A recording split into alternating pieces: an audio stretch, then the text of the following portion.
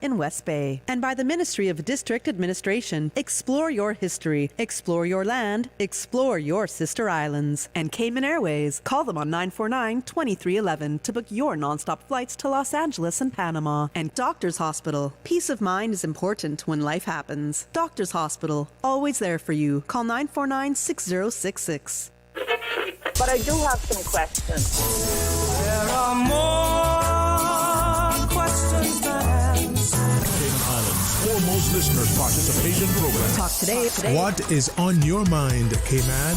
If you are ready to talk, we are ready to listen. Here's your host, Sterling Dwayne Ebanks. Hey, welcome and thanks for joining us. Isn't it a Thursday, Miss Susan? What a wonderful day. Well, the excitement of having tomorrow. And for the record, well, we got through today, so you can anticipate that. So we can start things off talking about inter-school robotics tournament. And then at 1 o'clock, hopefully the company of Mario and Nobi will give us some much needed discussion. So join us. Stay tuned for Talk Today.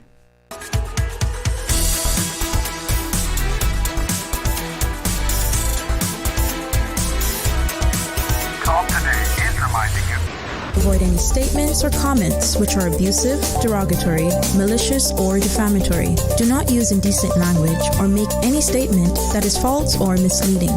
Call 1-800-534-8255, 949-6990, 949-8037, or WhatsApp us on 925-3261. Email Talk Today at candw.ky. Let your voice be heard. And now, back to Sterling Dwayne Ebanks, Radio Cayman Talk Today. Hey, welcome back, and to all of our teachers, educators globally, but those who volunteer locally for assisting with our students to ensure that they're not just nurtured and empowered, but given that space where they're encouraged to excel. So, to Ms. Glenda, thank you. It's amazing to see what students can achieve if they're given just a little bit of space, what they actually attain when they're facilitated. So, to you, Manny, thank you. Well, thank you, Sterling, for allowing us time on the show today. With all the political interviews going on, I feel very honored to get this highly valuable time spot. Yeah. But I'll start off by just saying we're here today to talk about the upcoming First Tech Interschool Robotics Tournament, which is this weekend. And so with me today, I have two of our superstar students from Cayman Prep that have been part of this program for, I don't know, probably about four years, something like that. I've been 3 years. Yeah, 3 or 4 years. I'm on my second year. Yeah. And so with us, we have Liam Benson and Zach Garnett. And along with those two individuals, we also have Miss Namitha Abraham, who is a electrical engineer who's been part of the program from sort of day one. And she works for CUC, which is one of our sponsors of the program. So that's sort of who we have here with us today. And so just to talk a little bit about the program, it is a robotics program for high school students, and it's part of the first robotics bigger global program. And so our students basically design, build, program, and then they compete with their robot. And so we brought along a robot with us today, so the audience can take a look at this masterpiece that we have here, and Cayman Prep will be competing with that robot on Saturday afternoon. So the team, Liam and Zach, can talk a little bit about what went into building that robot and the rigor of basically science and engineering. And so so that's why we're here today. So we want to share with the audience what the process is, and hopefully get more people out to the event where these students will showcase their work. Well, thank you. And this is the exciting part of school. I was looking earlier as part of preparing what other jurisdictions are doing from kindergarten, even in postgraduate, for their students to, the hands-on actual application. So whether it's applied math or psychology, but even at those very formative years, it's maybe everyone from that perspective. I was reflecting on our earlier conversation way back when, encouraging people to take up some of the scholarships that your employer offered, but the idea of engineering being presented to many of us as this very difficult, daunting thing, and yet we engineer life every day, right? Help us to get that feel so that we're not so apprehensive as we approach our studies, but in particular, the sciences. Yeah, so engineering is a difficult course to go through. There's no two ways around it. But what makes it easier or appealing to students is getting an introduction to it early on. Mm-hmm. So we started with more on a high school level. We've gone further back to primary and upper primary now. With junior teams in the same schools where seniors are mentoring and coaching junior teams. But the key is getting that introduction at an age where it just becomes natural and it's part of your curriculum and courses that you go through. So you're not intimidated at the point when you are getting into an engineering course or picking the course. You know exactly what you want to do. The other part too is when you are selecting the course, you're now not confused of where your strengths are or what your passion lies in.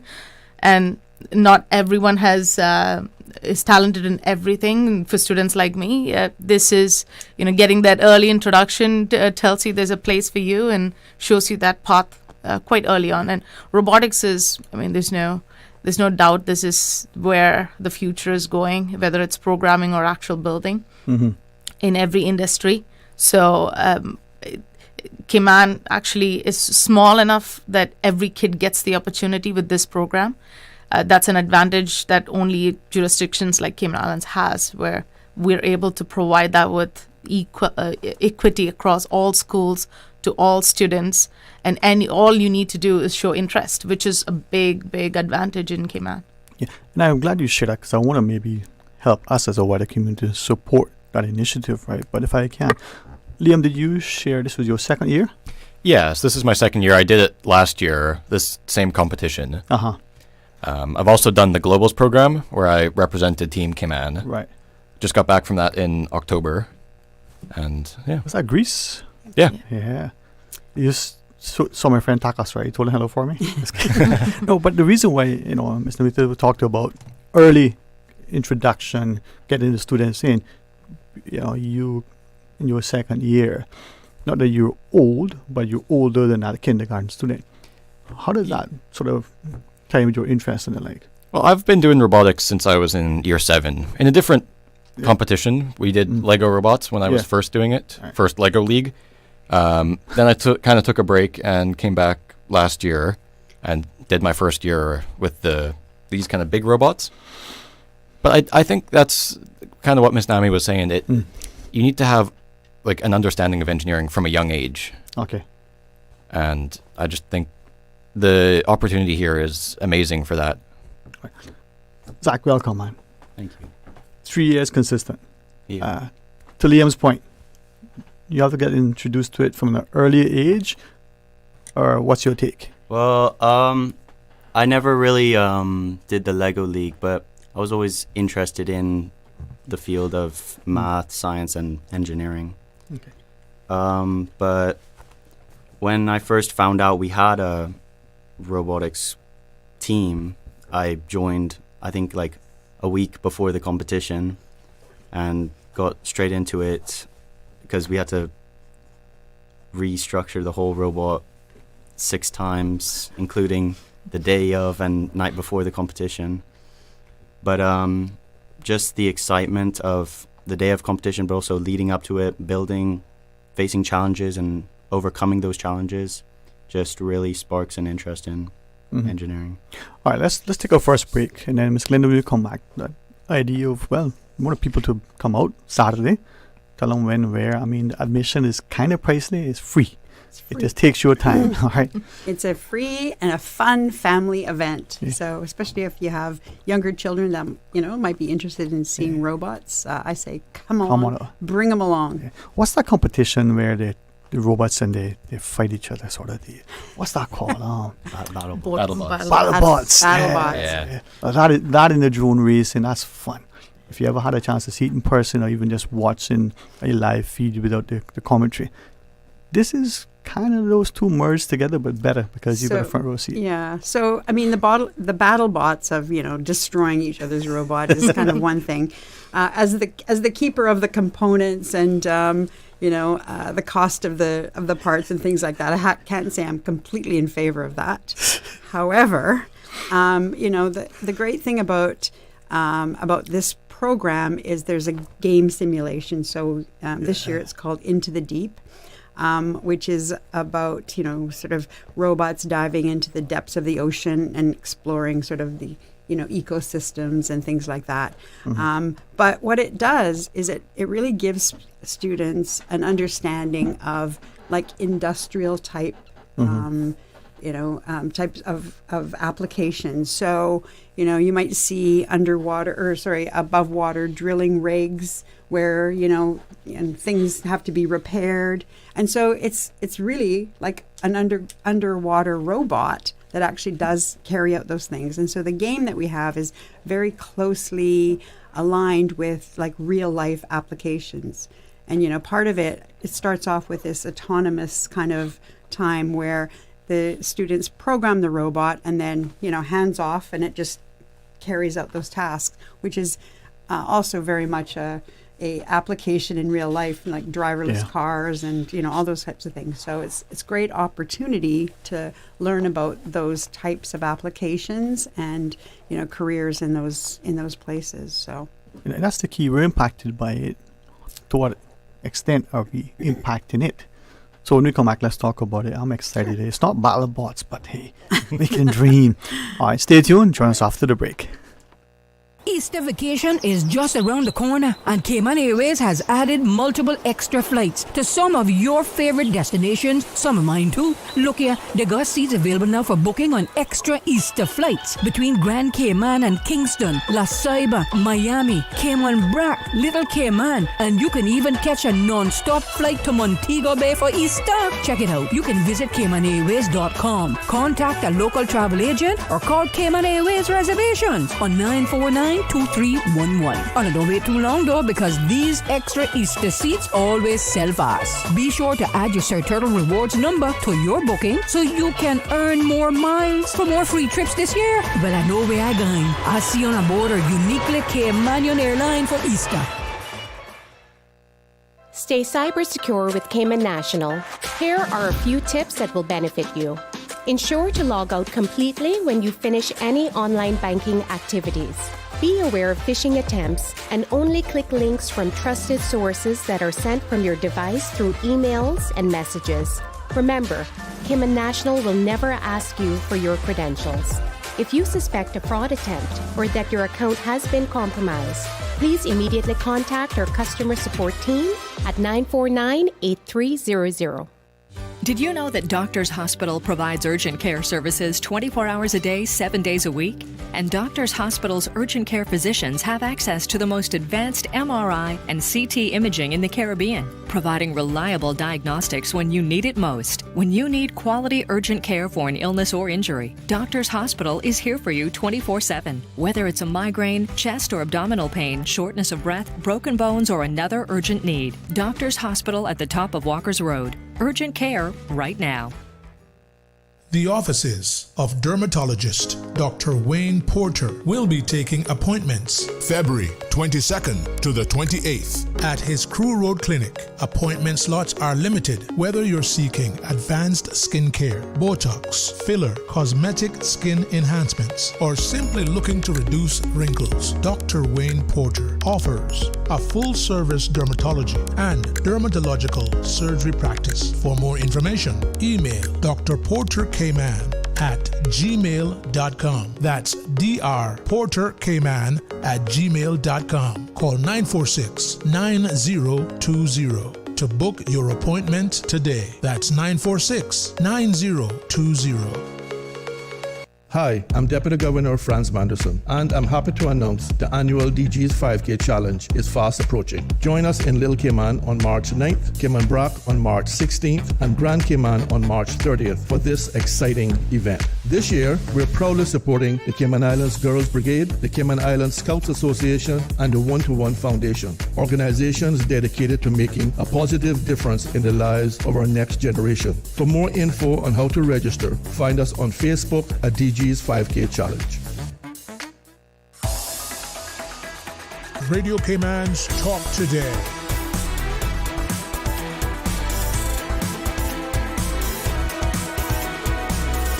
What is on your mind, Cayman? Hey, welcome back, and thanks for joining us, and to Miss Glenda, Mike Taggart, and the fantastic team. I mean, whether it's minds inspired or whether it's just inspiring minds, we're getting there, right? We are getting there. And something you were just saying, if those who join us, all these engineers, I think there are many facets to different economies, but there are many facets to society that is important. The economists and engineers, they're very synonymous.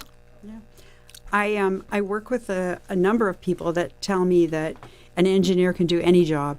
Right? Like the economists.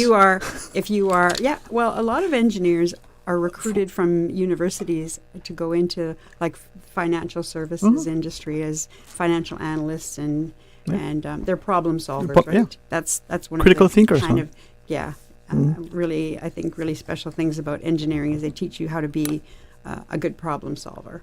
And they approach things logically. I was hesitant, but if Miss Nami would allow me to ask through her, and it's partly from the parent in me, but always the student. Many times we, the adult, from the coach, the parent, the teacher, we say things unconsciously, and as the words leave our mouths, we wish we could grab them back. And for some reason, we say to students and young girls, seem to take it on board. Oh, math is hard, math is for whichever. And then there is the adult woman in their lives, or mothers or sisters or spouses or whoever, who would say, I have a man brain. And what it is for me is that they have Miss Glenda, you're shaking your head. You know where I'm going with this, right? Help me, Mom, because our women are fantastic, especially in the Cayman context. And I want us to get to a society where you have this logical, analytical, critical thinking approach. Doesn't matter if you're male, female, or young at heart. Miss Nami?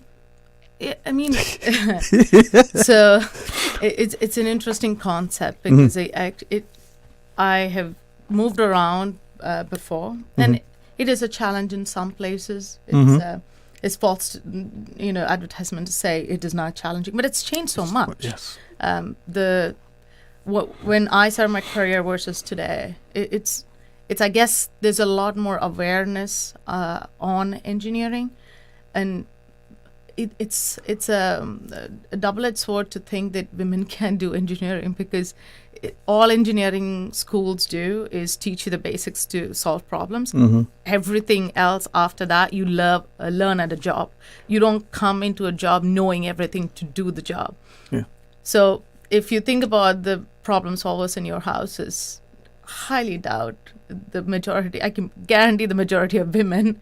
So getting the tools to understand what engineering specifically is, and I think that's why these programs and sponsors who are invested in STEM and DEI kind of hold hands to push those programs out. So you're not waiting at a later stage to educate women. You're starting in primary and lower primary.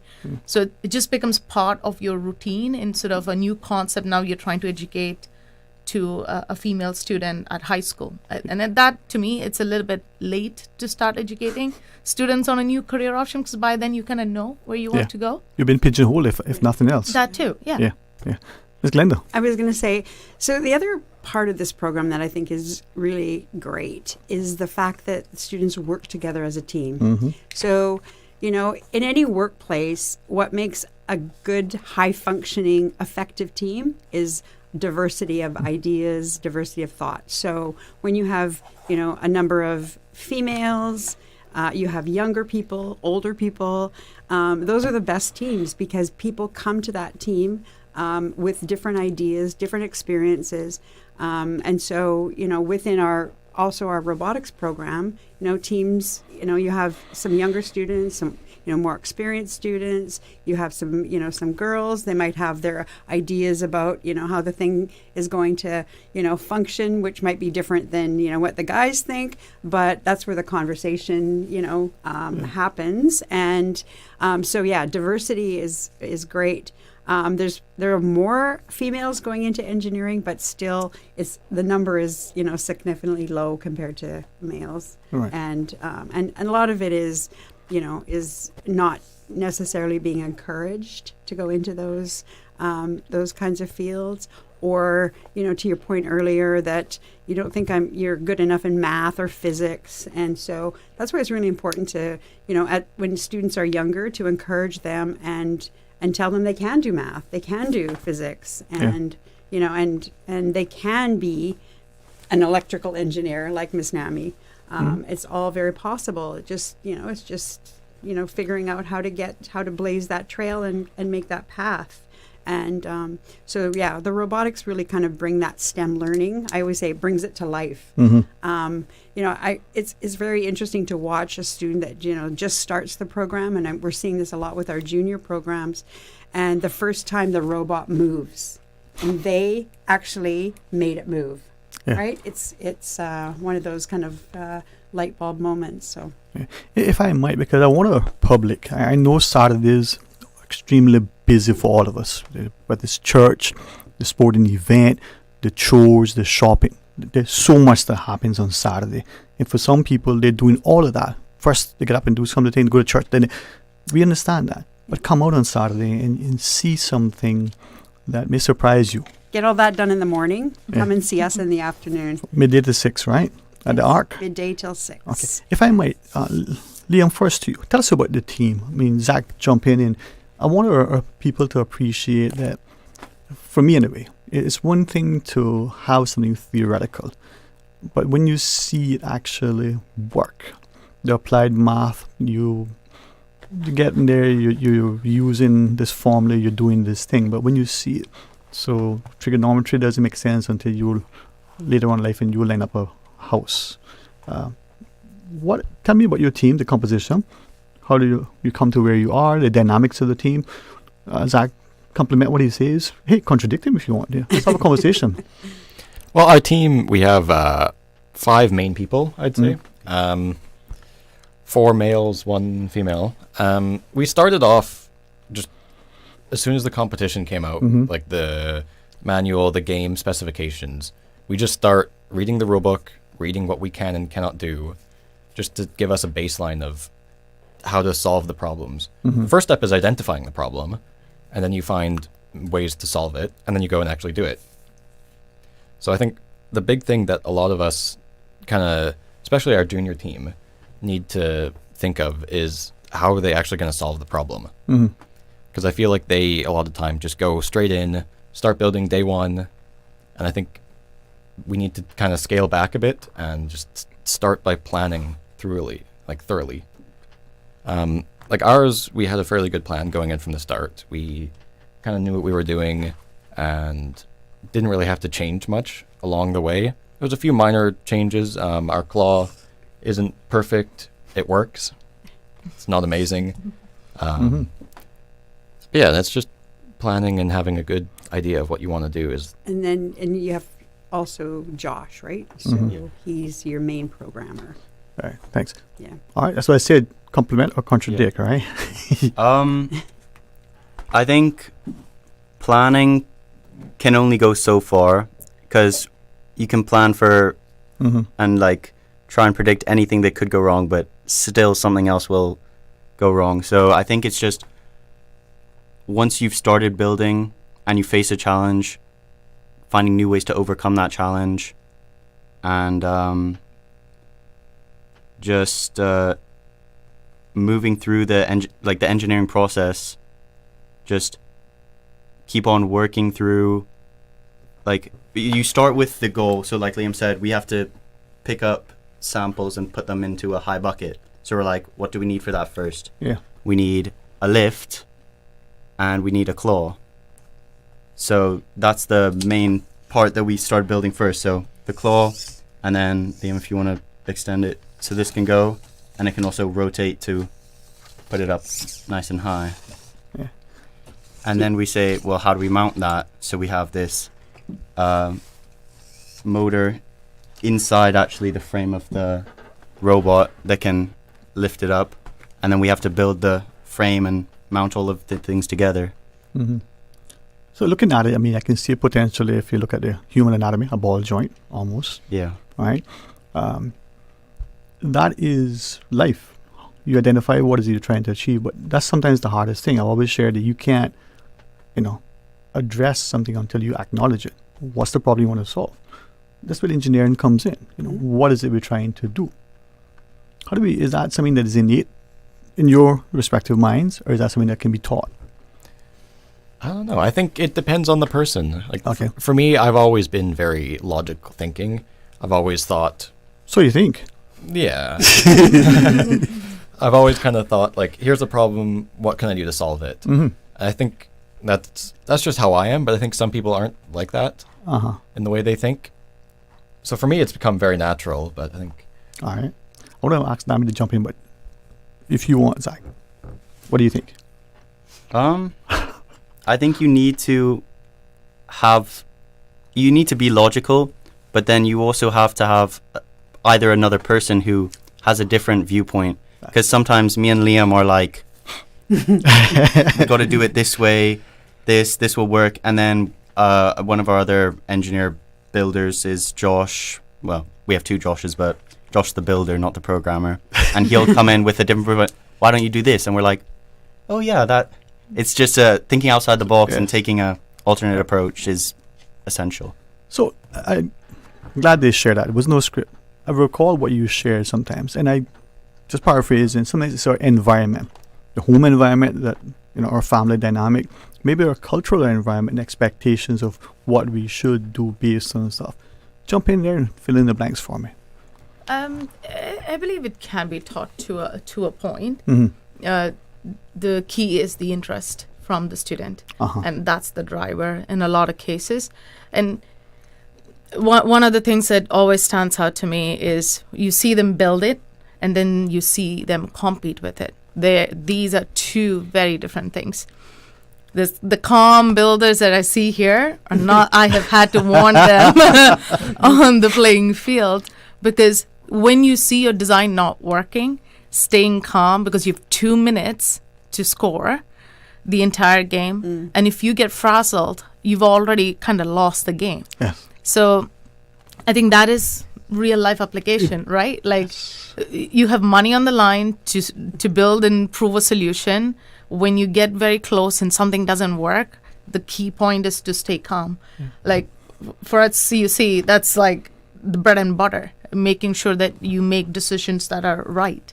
So seeing students go through that process is quite exciting, because whether they know it or not, college is going to be the easier part of their career. When they start work, this is every day routine.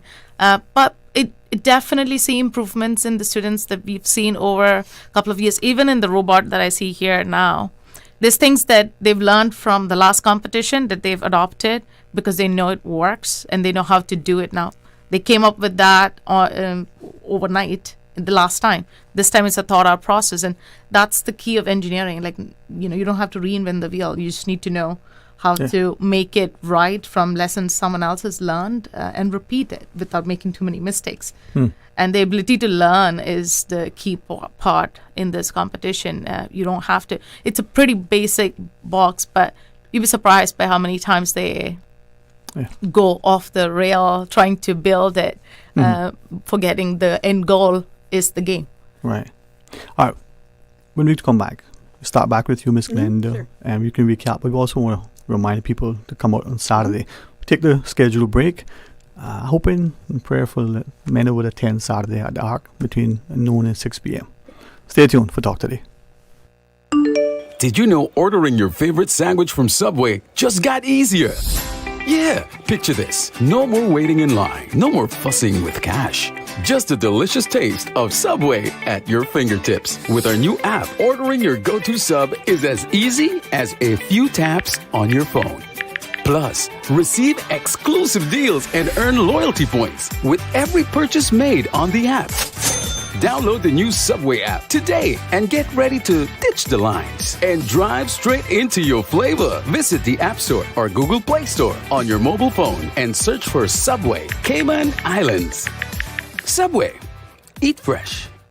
Easter vacation is just around the corner, and Cayman Airways has added multiple extra flights to some of your favorite destinations, some of mine too. Look here, they got seats available now for booking on extra Easter flights between Grand Cayman and Kingston, La Ceiba, Miami, Cayman Brac, Little Cayman, and you can even catch a non-stop flight to Montego Bay for Easter. Check it out. You can visit CaymanAirways.com, contact a local travel agent, or call Cayman Airways Reservations on 949-2311. Oh, don't wait too long though, because these extra Easter seats always sell fast. Be sure to add your Sir Turtle Rewards number to your booking so you can earn more miles for more free trips this year. Well, I know where I'm going. I'll see you on board a uniquely Caymanian airline for Easter.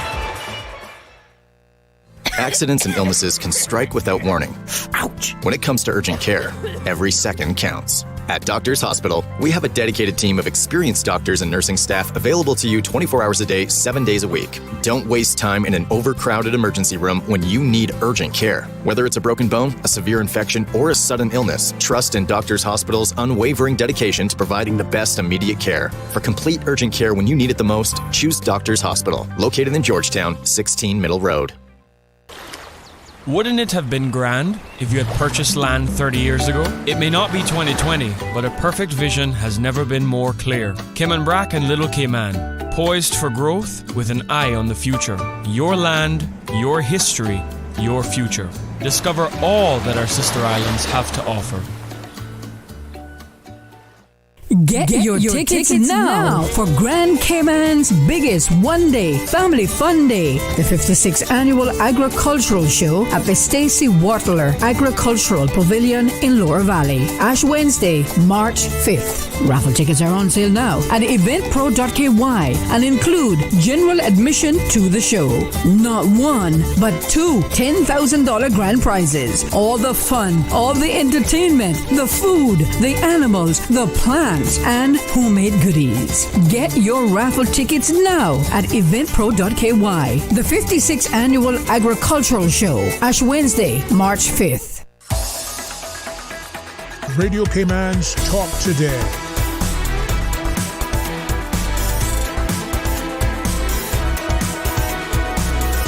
What is on your mind, Cayman? Hey, welcome back, and thanks very much to Miss Glenda McTaggart. I've always believed it's so important for us to be students of life. Mm-hmm. My mother may never have ever used this notion of being a lifelong learner, but by example, she is. Mm-hmm. And seeing your passion to Miss Nami for being that mentor, that inspiration, to Liam and Zach and all the other students who are part of this. It's not just a robotics competition. It's not just STEM learning. I think when I look at it, I go back to what I think I was told about the notion of classical education. You get introduced to so much so early that by the time you are a grandparent, you go, oh, this has been fun. But it's that evolution in our education system, Ms. Glenda. So Saturday might be a good thing. Yes, definitely. Well, I always say, it's not just about robotics. Mhm. It's especially, so we're going to talk a little bit more about kind of like what's the next steps here, right? So, the competition is on Saturday afternoon, but it doesn't end with that. Mm-hmm. After Saturday's competition, we then start doing our recruitment for the national robotics team, where we have one student from each of the 8 schools, and they become the national team. And over the summer, build a robot that will be taken to Panama City this year. That's where the competition is. Panama City, Florida? Panama City, Panama. I know. I just messing with you. Closer to home today. We're not going to Singapore or anywhere like that. But yeah, that process starts. And so, I think, Liam can probably speak to kind of what that experience was like, but I was at a function last night, and a parent of another student that was on the team last year, came to me and said, I just need to tell you how much that experience changed my son's life. It gave him confidence he never had before. And, I mean, you know a little bit about, sort of that program.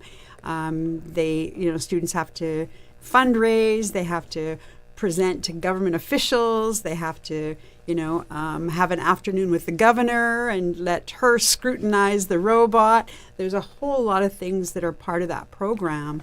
And so, again, this is just sort of the end of one program, but the start of, of the second program. And NAMI has been with us on, I think, almost all of the trips. Except the two. Yeah. So, and it's very busy, chaotic, but, it's a wonderful experience. So, we look forward to kind of that stage of the program also starting. You want to talk a little bit about what that was like course. for you, Zach? Or, sorry, Liam? Right. Honestly, that was probably one of the best experiences I've ever had.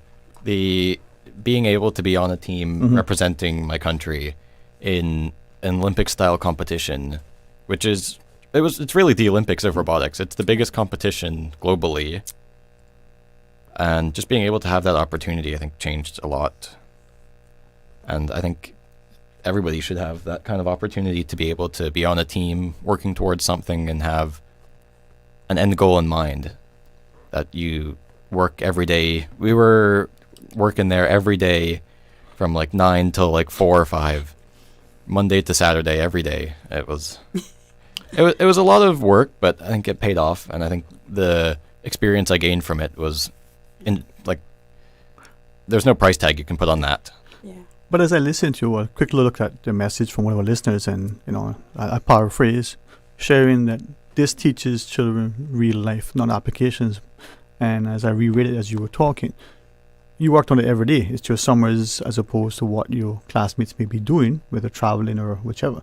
That's life. We have stuff that needs to be done, and we think we're doing it now. And there's a call from a customer or a colleague or a supervisor saying, "Hey, we have to pivot," and then we need to be. That's life. So this is good, right, Ms. Nami? It's basically a summer job. Oh yeah. It's really a full-time job in the summer for the team and also for the for the coach and mentors. So yeah. As we close our discussion, Liam, let's start with you. 3 years consecutive, seeing where you may want to go or where you think you might want career-wise, looking at the sum after, and the whole school year, balancing all you have to do with all the subjects, because it isn't just this. 2 quick questions. 1, would you do it all over again? And if so, right, why? But also, what would you say to your fellow classmates across your grades, across the other schools, about joining the program? Well, I would definitely do it all again. In fact, I would start from year 7 or as soon as instead of year 11. But I think even primary school, they've started a Lego league or almost like the VEX program. VEX program, which is simpler pieces, but still same programming, same goal in mind. And I think it just supports healthy growth, but also sparks interest in a lot of the students. All right. So start sooner, recognizing it's not just the engineering aspect, but what it does for life and your development. Yeah. Okay, thanks, Zach. Liam, what about you? I wish I could start over again and go back to being year 7. And I think if I could do that, I would tell myself to listen to the people who are more experienced. Don't we all? Yeah. I kind of came in last year knowing nothing about robotics and decided that we would kind of build the whole robot. And, I think, just listening to the more experienced people, understanding the how and why before you start doing something. Yeah, you see, as we get older, right, we recognize 2 things. Our parents actually know stuff. And that song, I wish I, knew then what I know now. Life teaches experience. Ms. Nami, what would you say? Well, my push is for parents and sponsors. Okay. Because I think kids at, say, year 7, it's not that, say, you didn't have interest. It's also parental responsibility to find your kids' interest and tie them to a point Mm. where push them if they show interest, push them to explore more options. Some of these help with just keeping kids grounded and stay on the right path early on, because it is something to work towards. So I think parents need to probably step out and step up a little more and push kids a lot more, because the opportunities for engineering is not what it was 15 years ago. It is extremely diverse right now. There's a course for anything that you want to do in engineering. So I would be for that. Plus, it's always nice to see that sponsors there's no question whether they are on the program the next year or the year after. There is a recognition on the island that this education for STEM is kind of a necessity for us to sustain ourselves, considering that we are dependent on a lot outside our country. Whatever we can sustain ourselves. So to build towards that, I say, there needs to be that hand-holding that we have today with sponsors as well as the government supporting us from both ends. So keeping that strong from all ends is probably critical for this program to, one, survive, but also go way above where it is today. All right. Thanks for that. And I'm hoping that sometime the conversation I would like to have might unfold, but let's get through elections first. Yeah, find out. Yeah, the lay of the land. So I just want to say, first and foremost, we'll see you all at the Camana Bay Arc on Saturday, as in the day after tomorrow, starting at noon until 6, open to everyone. It's free, it's fun. We'll also be showcasing our new junior robotic program. And so at halftime, we're going to have a playoff between the two top teams. So that's going to be quite exciting. And then my final words are just in terms of, none of this would be possible without our amazing sponsors. I've been coming on here for, I think, since 2019, when we basically started to say, CUC, KPMG, Digicel, Health City, REM Re, and of course DART, all sort of STEM-based programs that really care about STEM education. Everything for this program is fully sponsored. There's no cost to schools. We do teacher training, all of it, and all of that is supported by our sponsors. So there's equity between all the schools. They all get the same amount of parts and everything that they need to be for this program to be successful in their school. So with that, I'll just say, again, I always thank you very much for your support and also the opportunity to come on and talk about the program, and then, having some of the students showcase, the work that they've done with your listeners. And so, we look forward to, the program continuing to grow and the next time we'll be on before we go to Panama with our national team. Anytime. Thank you all very much for your investment. Take away from your personal lives, your professional obligations for investing in our students, and to you for having the diligence, the perseverance, that discipline to spend your time. It does pay dividends, I promise you. Because once you have that thing, it doesn't matter your career. As a closing thought, some of my capstone courses, even though it was business, a lot of the students were engineering grads. Yeah, these two are going off to university. Yeah, in August. Back high? Cool. Yeah, to study mechanical engineering, which is fantastic. Amazing. But thanks very much, and how fun. Well, thank you for having us, and yeah. We'll have chocolate next time. Okay. All right, when we come back, we want you to join us. We're going to have some open line. Hopefully, we'll have who we have, but if we don't, we'll have me. That's enough. Stay tuned for Talk Today. From Radio Cayman's newsroom, this is Headlines. Local, regional, international news. The Headline News is brought to you by Kirk Market and Health Services Authority. The day has finally been set. Cayman's long-awaited Identification Card Act and companion regulations are going live on February 28th. Back in December, the Honorable Kenneth Bryan told MPs the plan is to start with a 3-month pilot program aimed at civil servants. He said civil servants were chosen as the beta testers since they are already familiar with government processes. Good afternoon, I'm Dion Anglin with your headlines and news elsewhere. Spain's former Football Federation boss, Luis Rubiales, has been found guilty of sexual assault for kissing player Jenny Hermoso without her consent and ordered to pay a fine of €10,800, Spain's highest court has ruled. He was acquitted of coercion for allegedly trying to pressure Hermoso into saying publicly that the kiss was consensual, as Spain's players received their medals after defeating England in Sydney to win the 2023 World Cup. Rubiales grabbed Hermoso by the head and kissed her on the lips. The incident triggered protests and calls for the resignation of Rubiales, who has said he will appeal against the verdict. And the James Bond film franchise will no longer be controlled by the Broccoli dynasty after long-serving masterminds Barbara Broccoli and Michael G. Wilson announced they are stepping down.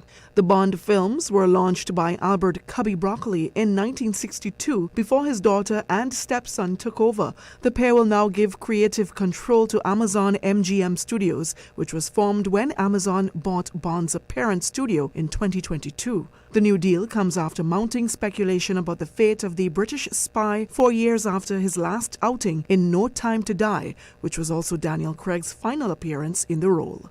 That's a wrap of your headlines. I'm Dion Anglin. More news available at www.radiocayman.gov.ky. Check out our social media pages: Facebook, YouTube, X, formerly Twitter, Radio Cayman Headline News.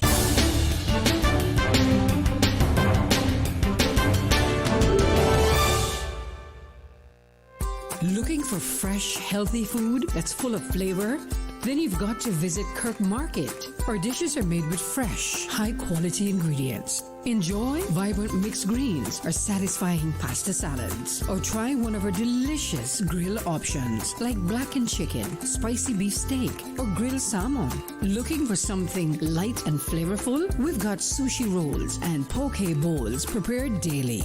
And don't forget to explore a hot bar or Billy Fresh salad at the salad bar. Stop by Kirk Market today for breakfast, lunch, or dinner and taste the difference. Eat well, live well with Kirk Market.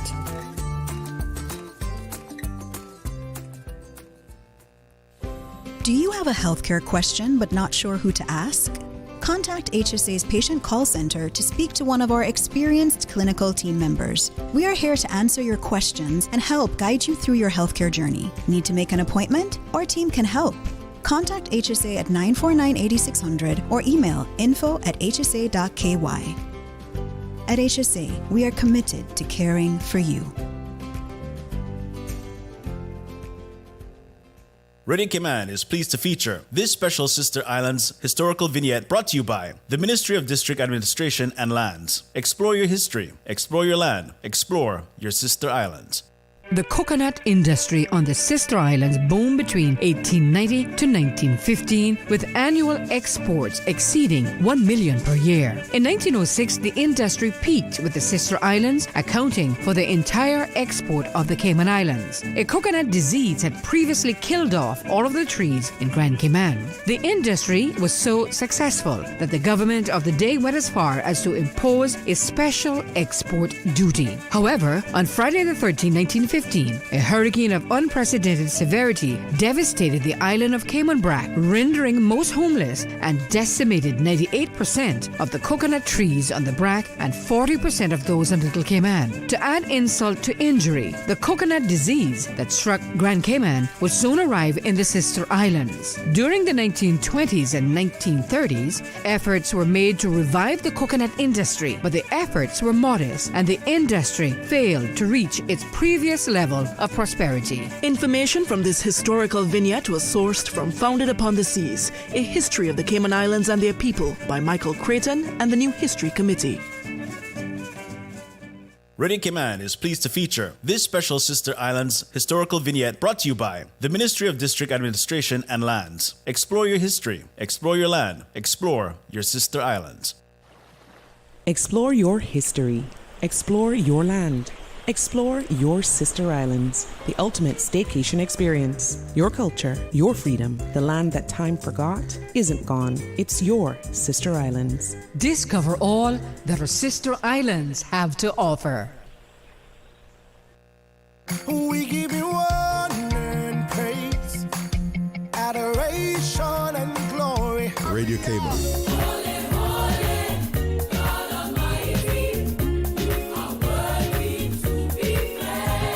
Praise time. Praise him, praise him. Come and let's praise the Lord. Come and let's praise the Lord. Praise him in the morning and in the evening. Oh, let's praise the Lord. Praise time in the morning. Praise him, praise him. Weekdays 6 to 6:30 a.m. Radio Cayman, waking you up. Rock my soul in the hills of my faith. Rock my soul in the hills of my faith. Praise time. I know he cares. He'll always be there. Oh, yeah. Praise him, praise him, praise him. Praise time. Set your clock for 6 a.m. or you will miss it.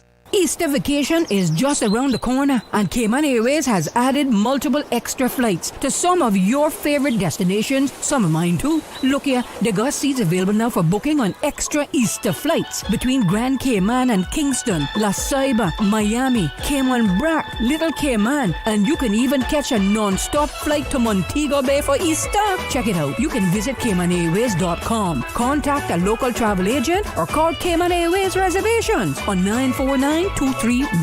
And don't wait too long though, because these extra Easter seats always sell fast. Be sure to add your Sir Turtle Rewards number to your booking so you can earn more miles for more free trips this year. Well, I know where I going. I'll see you on board a uniquely Caymanian airline for Easter.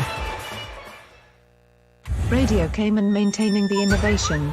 On a daily basis, making it easy to connect with you, our listeners. Add us to WhatsApp today, 925-3261. That's 925-3261. Radio Cayman. Send a text or voice note. Message us at 925-3261 on WhatsApp today and get active with Radio Cayman. Radio Cayman, the voice of the Cayman Islands. Radio Cayman, maintaining the innovation. Radio Cayman's Talk Today.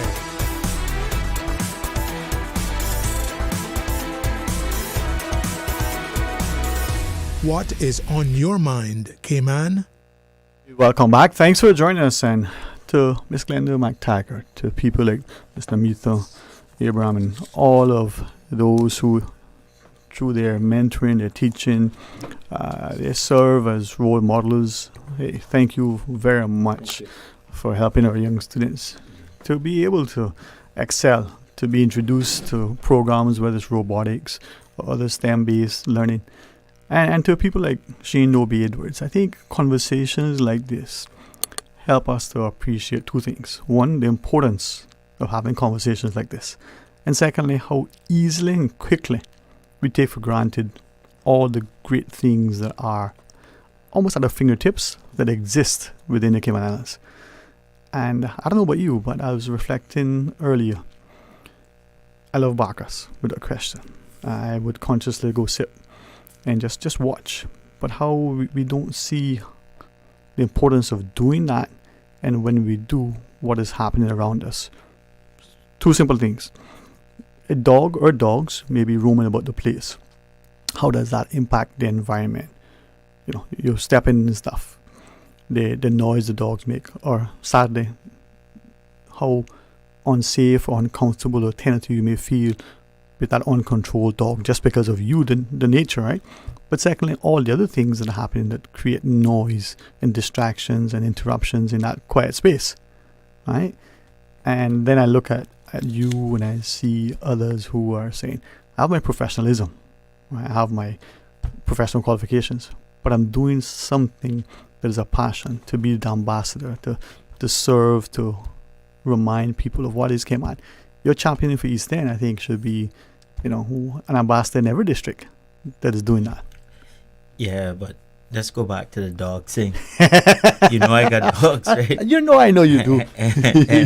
and I have a personal thing when it comes to dogs. I believe dogs need to be given a little room to move sometimes.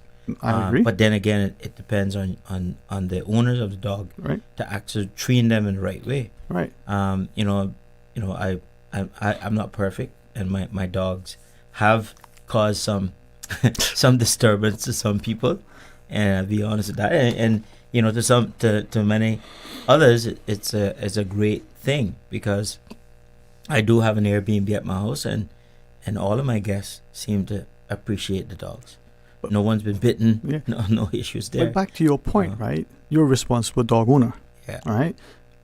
Take a young child, whether that's the child learning to walk, whether that's the child who's 2, 3, 4, 5, 6, 7, 8 years old, or the child who's 17, 18, 19. Sometimes older person, right?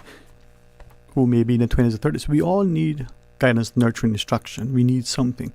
But like that very young child that is exploring, who may be fussing, who may be a little cranky, if we, the parent, the adult, the responsible dog owner, isn't setting the example, isn't training, teaching, nurturing, ensuring that there is a space, but there's also some rails, that's a reflection of society, right? We need to accommodate that, but we also need to appreciate the importance of accepting responsibility for having that privilege of having a dog, of being given a child. Yeah. And we're not doing that. You know, it's a status symbol for some to walk around, you know, or drive around or whichever. So how do we then make sure that we set that example, but we also, whether it's a dog or the child, is given space to explore, to learn, to grow, to test, but to do so where it's respectful and responsible. Well, it all works with everybody working with each other. All right. And if you can't work with someone, then it's not going to work. Yeah. But you know, we have all of these challenges, and the whole space of Cayman is changing at an alarming rate, because you know what used to be a dog ownership all of my life that I know in East End or other places have changed drastically, and now it's considered, you know, having a dog that's not leashed is considered a real threat. Yeah. Or a real problem. You know, I could understand arguments on both sides, but I've had a dog that died on a leash with other dogs that came over the fence and bit them, and I think that's also a little risky. Yeah. But you know, I treat my dogs almost like they're within my home. So. But that's what we were taught. And right? You know, but there again. It's all about the nurturing, right? I want people to, in hearing this, I'm hoping I'm conveying it properly. It's an analogy. It's not just specifically. I want us to be like how most of us are, loving, kind to our dogs and other pets. There's a fellow who I assume is the father with this young child who I assume is his daughter. And they're walking along Town Hall Road. And he is doing two things. One, making sure child and dog are safely to the side. The dog is leashed and muzzled. And I go, wow, that's an individual who understands the importance of not just following the laws, because I'm told that's how the dog should be as they move. But he's protecting both of them, making sure they're safe, but he's doing it in a way that it shows a level of respect for what may happen. So the little child isn't allowed to run out into the street.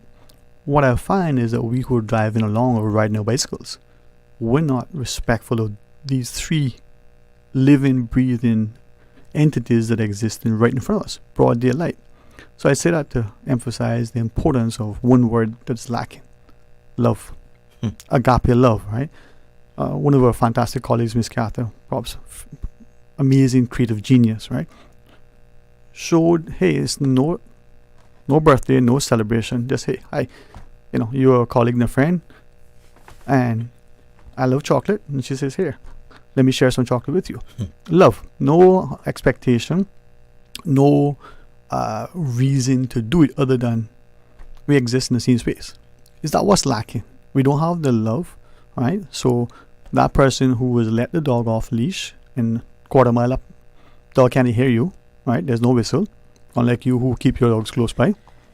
to those who don't even know where the dog is at any point because it's uncontrolled. Yeah. Like the.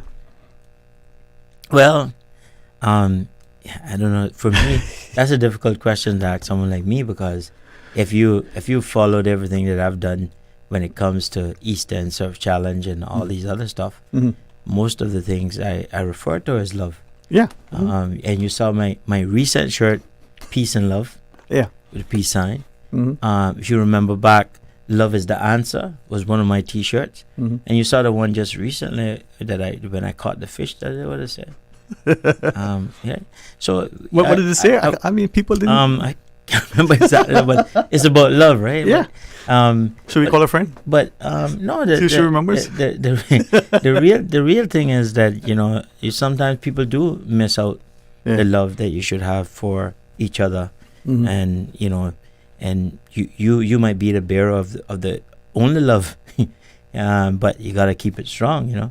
That's why they always say. People always say. I mean, my mother always say, "You pray, and you pray to God, and pray on with your faith, and and keep yourself straight with the love that you want to show or you want to give.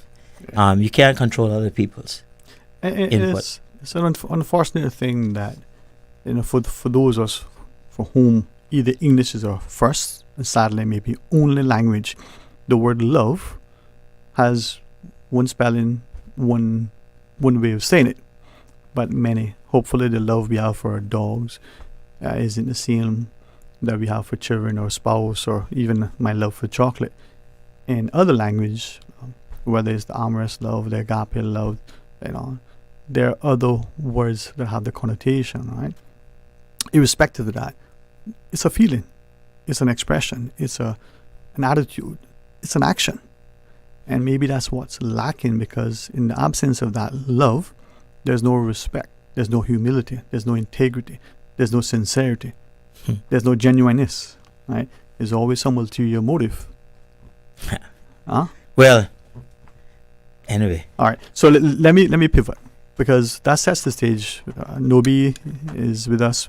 We were hoping that Mario Rankin would have been able to also join us. It would have been a fantastic conversation, but maybe next time, he'll be able to join us, and maybe it'll just be the two of us, whichever.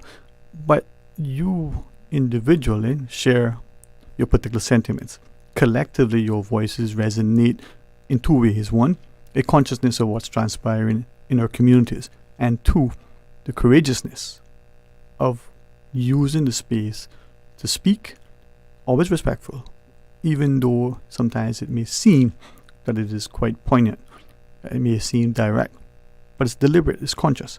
So hopefully people will see the importance of being both respectful and responsible in so doing, but also courageous enough in sharing. There's always pushback though when you say something.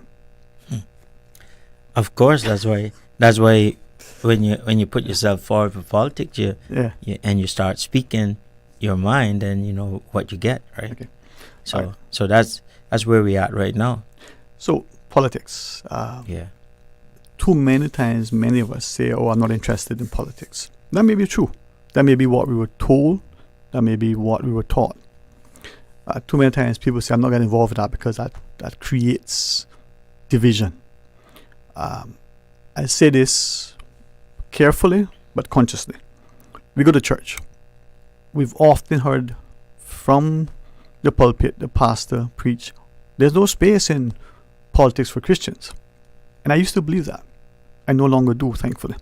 Because and you correct me, right? And to those who are listening, it sounds good. But if we say there's no space in this, I will only limit this to Cayman and Cayman only. Whether it applies other places, that's not where I live and vote. It would sound good. But if we analyze it, what are we saying? If a Christian is this Christ-like, right? This honest, honorable, filled with humility before the seeking honor, this person is supposed to possess great value and virtue. If there's no space for that kind of person in politics, are we then saying that in politics we want the thief, the liar, the horrible person? I would be the first, and I know you would agree, that in our political landscape today, thankfully, we have some not only well-intentioned people. We have people who do a lot that we don't recognize, who possess these values and these virtues. So why are we saying that? And if by saying that, is that a trick of the enemy to defeat our minds, cause us to be divided consistently, and then through our efforts, we're looking at these people that are elected in less than a respectful way? Well, I think when it comes to religion, the issues that we face is that religion is a set of beliefs, and various different denominations had their own set of beliefs. Right. And I think, mostly they're conservative beliefs, right? And the world is changing to a more liberal world where we're acceptance of many other different types of things nowadays compared, and it's changing every day. Right. So in terms of the fitting into politics, where you're supposed to be in favor of the wider populace, right? That's where the concerns come in, I would assume. And for me, that's where I would look at it. But also, people tend to say that politics corrupt people. I don't know. I mean, maybe in the past, or maybe most of the people that have gotten in politics have seemed to been corrupted because they end up making decisions or doing things in favor of one person or one set of people compared to others.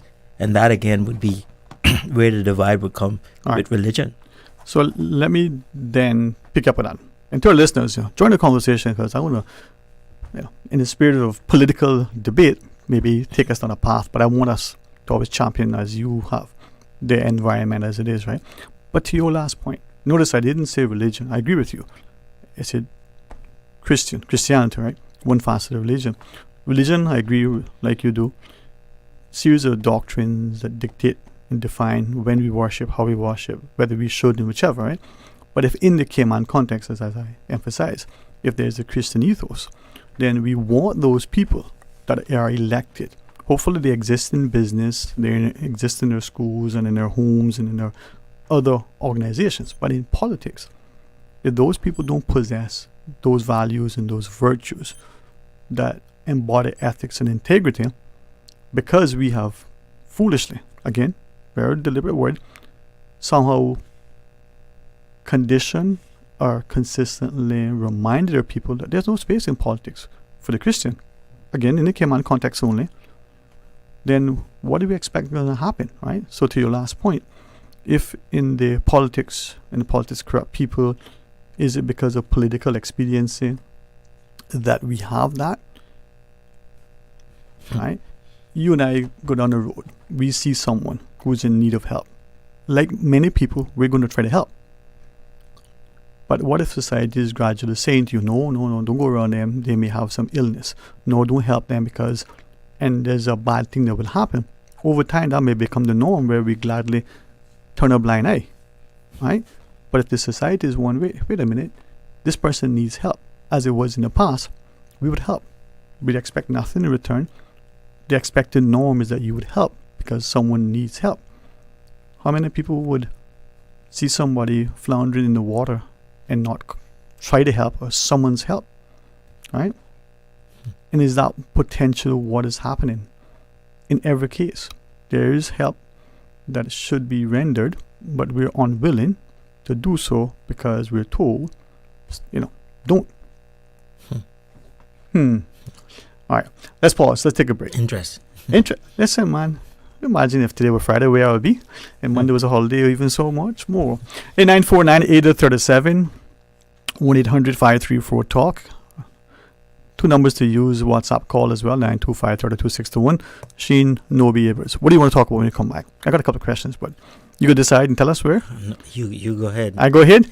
Go ahead. I mean, what I want to talk about, as usual, we're always talking about how I just saw a social media post. A gentleman was speaking about how, the people of Cayman, the average person in Cayman are being forgotten. Yeah. And I don't know if you saw that, but I think that's probably the truth because, most of the legislation, most of the things that we're doing nowadays, they're not considering how it affects the average person in Cayman, because so much people seem to feel that they have wealth these days. But I think if we were given just another pandemic, some of them might rethink that. Yeah. If we were given another Hurricane Ivan, they might rethink that. Yep. Because, I see how fickle, I believe that it's very fickle in Cayman unless you have a lot of money. And I don't have a lot of money. You don't. I can't speak for you. But I'm just saying, the gentleman that was speaking there was speaking in that perspective. So here's where it comes down. Yeah. I started off last time we were talking, and that is what I need to know, how these people, all these people who are coming forward to run for politics, are going to help us, are going to help the average person, are going to help reduce the cost of living. Yeah. That's what we need to understand. Are going to help to ensure that people get better health care coverage, are going to help to ensure that the cost of health care coverage doesn't keep going up. It's affordable, accessible. Right? Right. We need to understand those things, because you know what's happening? Do you realize how much of our Caymanians are dying, passing away? And if you go and check, find out how much of them are unable to get very good coverage, health coverage. So these are the things that I guess they got to start talking about it. But I don't think they're taking it serious enough. All right. Right? So when you come back, right? Yeah. Start where you talked about that divided society, the Caymanians and the Cayman being forgotten. The idea of money. We've all heard money can't buy class. We'll speak to that issue and see where the answers lie. We invite those to be a part of the discussion. So stay tuned for Talk Today. Did you know that Doctors Hospital provides urgent care services 24 hours a day, 7 days a week? And Doctors Hospital's urgent care physicians have access to the most advanced MRI and CT imaging in the Caribbean, providing reliable diagnostics when you need it most. When you need quality urgent care for an illness or injury, Doctors Hospital is here for you 24/7. Whether it's a migraine, chest or abdominal pain, shortness of breath, broken bones, or another urgent need, Doctors Hospital at the top of Walker's Road. Urgent care right now. Stay cyber secure with Cayman National. Here are a few tips that will benefit you. Ensure to log out completely when you finish any online banking activities. Be aware of phishing attempts and only click links from trusted sources that are sent from your device through emails and messages. Remember, Cayman National will never ask you for your credentials. If you suspect a fraud attempt or that your account has been compromised, please immediately contact our customer support team at 949-8300. Attention all residents of Savannah and surrounding areas. The Lions Club of Grand Cayman PACE Committee invites you all to their prostate and colon cancer awareness meeting on Thursday, February 27th at the Savannah United Church, starting at 7 p.m. Guest speakers are Dr. David and Dr. Mubin from Grand Harbor Medical, who will be discussing colon and prostate cancer diagnosis, treatment, and prevention. Men, come out and get your PSA test done for free. Remember, early detection saves lives. Refreshments will be served. Attention Cayman! Transform your kitchen for less with Granite Express, Cayman's big clearance sale. Until February 28th, get huge discounts on granite and quartz kitchen countertops. Plus, refresh your space with our cabinet respray services for as low as $3,950. If you only want a countertop, prices start at $2,150. Don't miss this limited time offer. Visit Granite Express Cayman today or call 922-0424 for a free estimate. That's 922-0424. Granite Express. Quality stone. Unbeatable prices.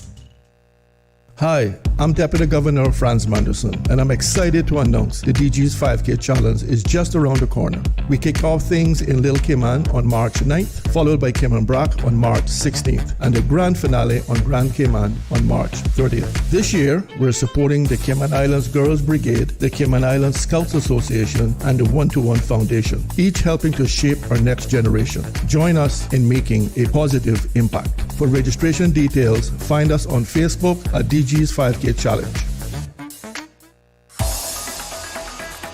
Radio Cayman's Talk Today.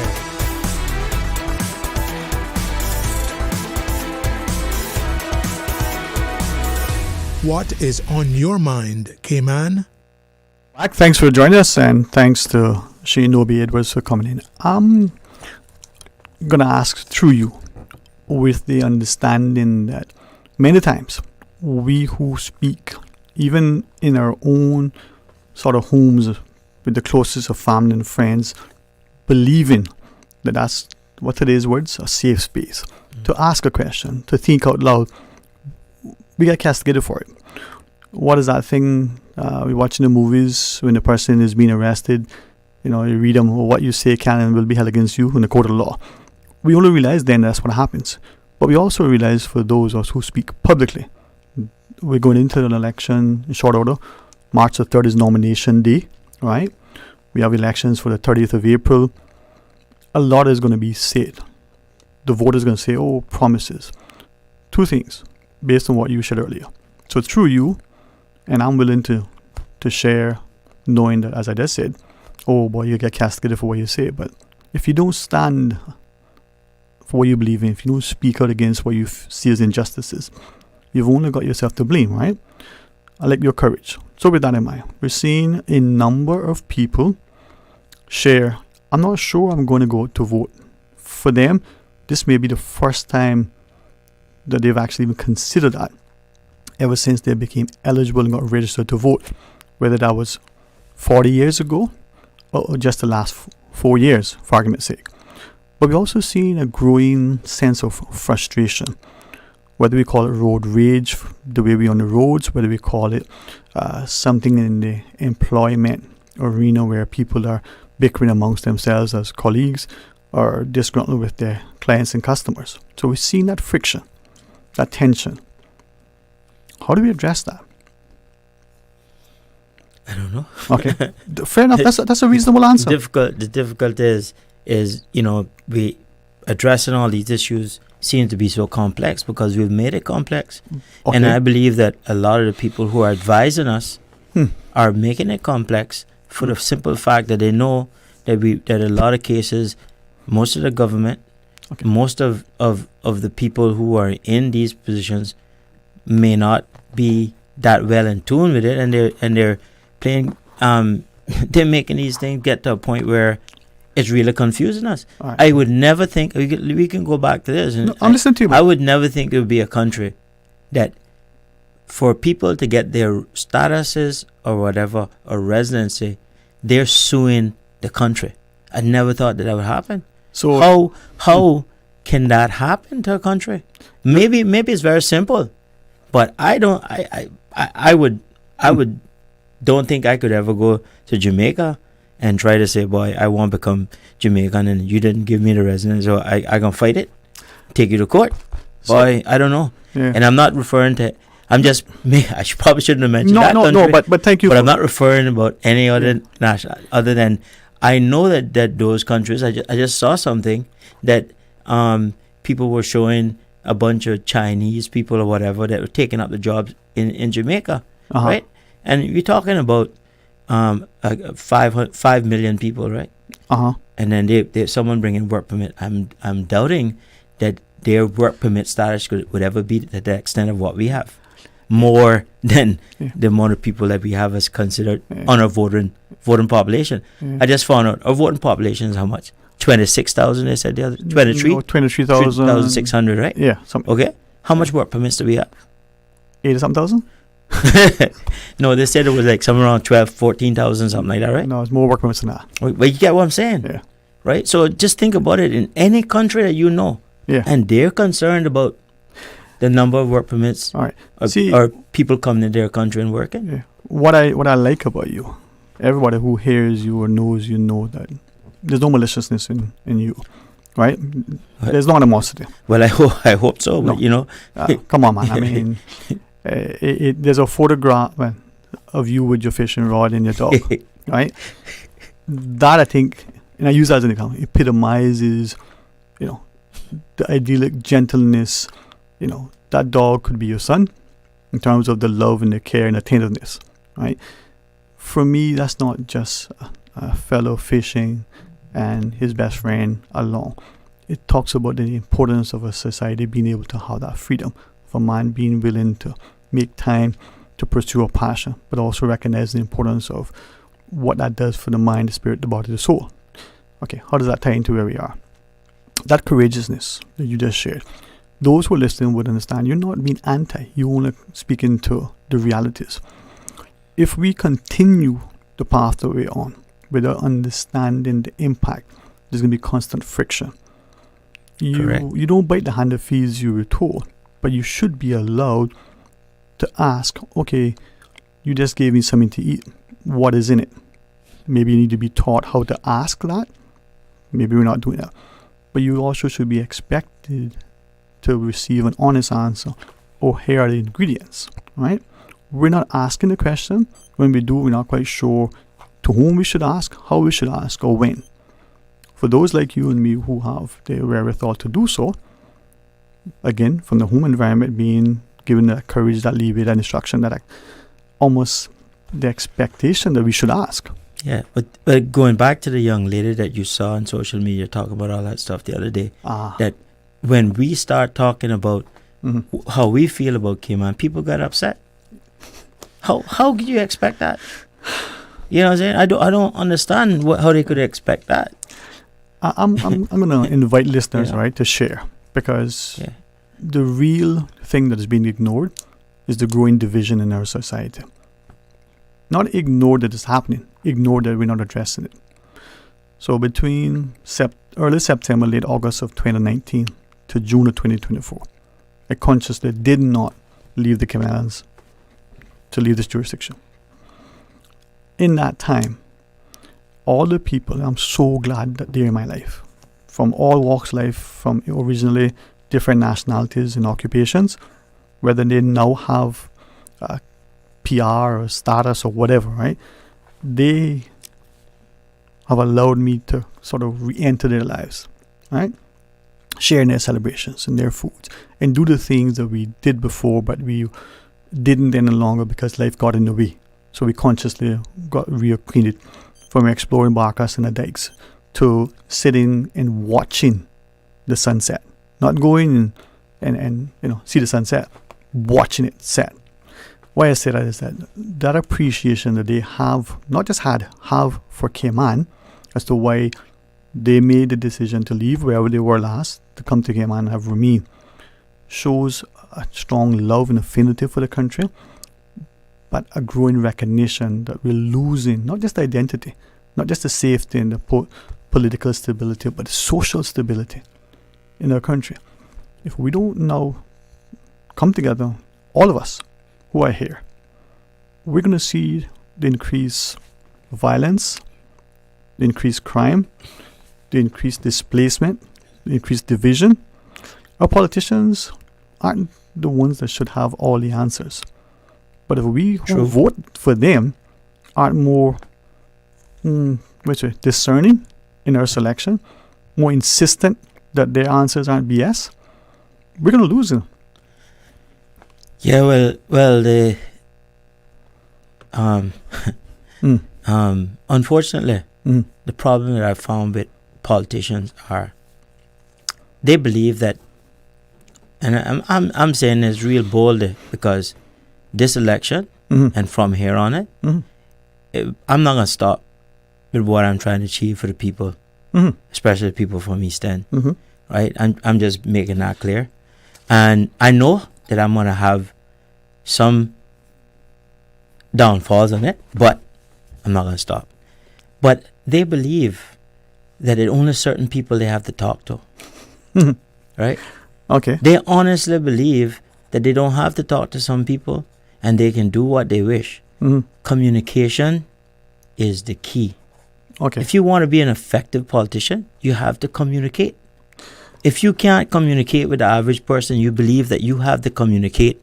Well, I think they do two things. They communicate with the people who they know can't really even ask them a question, right? And communicate with the people who is giving them funding, or the people with money.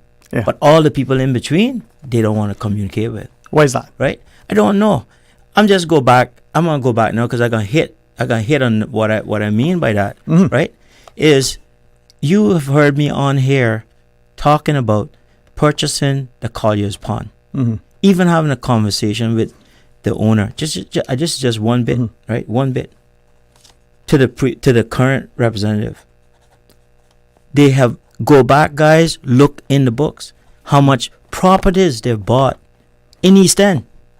Not one bit of consideration or communication about that particular property. So is it political expediency? I don't know. Is it political Well, experience? maybe it's just that I am a guy who's gonna probably ask the questions, right? So therefore, they don't want to communicate with me. But I want to know how you can get things effectively done. If you don't be able to listen, listen to all two sides of something, get some input from people that might be able to contribute. Aye. Other than that, I'm a guy who rides through the district every day on tours, right? Right? Promoting our culture and heritage and every business in East End. Yeah. They just moved, the representative just moved the two cannons from in Gun Bay to another location. No communication with anybody. Okay. Other than probably his people, I don't know. Right? He went on a tour with me, with his group. Must be to try to show support for me. I don't know. Right? And they all love the tour according to them, right? Which I appreciate all the. No, but your data tours are stuff. great. I mean. But my point is, if you're respecting me as a person who's promoting culture and heritage in the district, respect me enough to have that conversation. Yeah. Or even others. I want to ask you about. All I've known is that Gun Bay is known by those cannons being there. If the property is now owned by the government, what is the need to move it? Move the. So you don't know why that was, to your knowledge. And I asked in a meeting, and he never answered. Okay. The reason why I asked, and I'm not gonna dismiss what you said. Certainly don't want to disregard nor disrespect, right? But sometimes, and the cannons may not be the best example, but sometimes we've come across official documents, for argument's sake, that informs us that what we thought. So, as an example, just in case it's not clear, what if we now discovered that the cannons actually were here, should have been here, but however long ago they were put here, and now we're putting it back. Not saying that's the case. Your sentiment, there needs to be communication and information as to why something's done.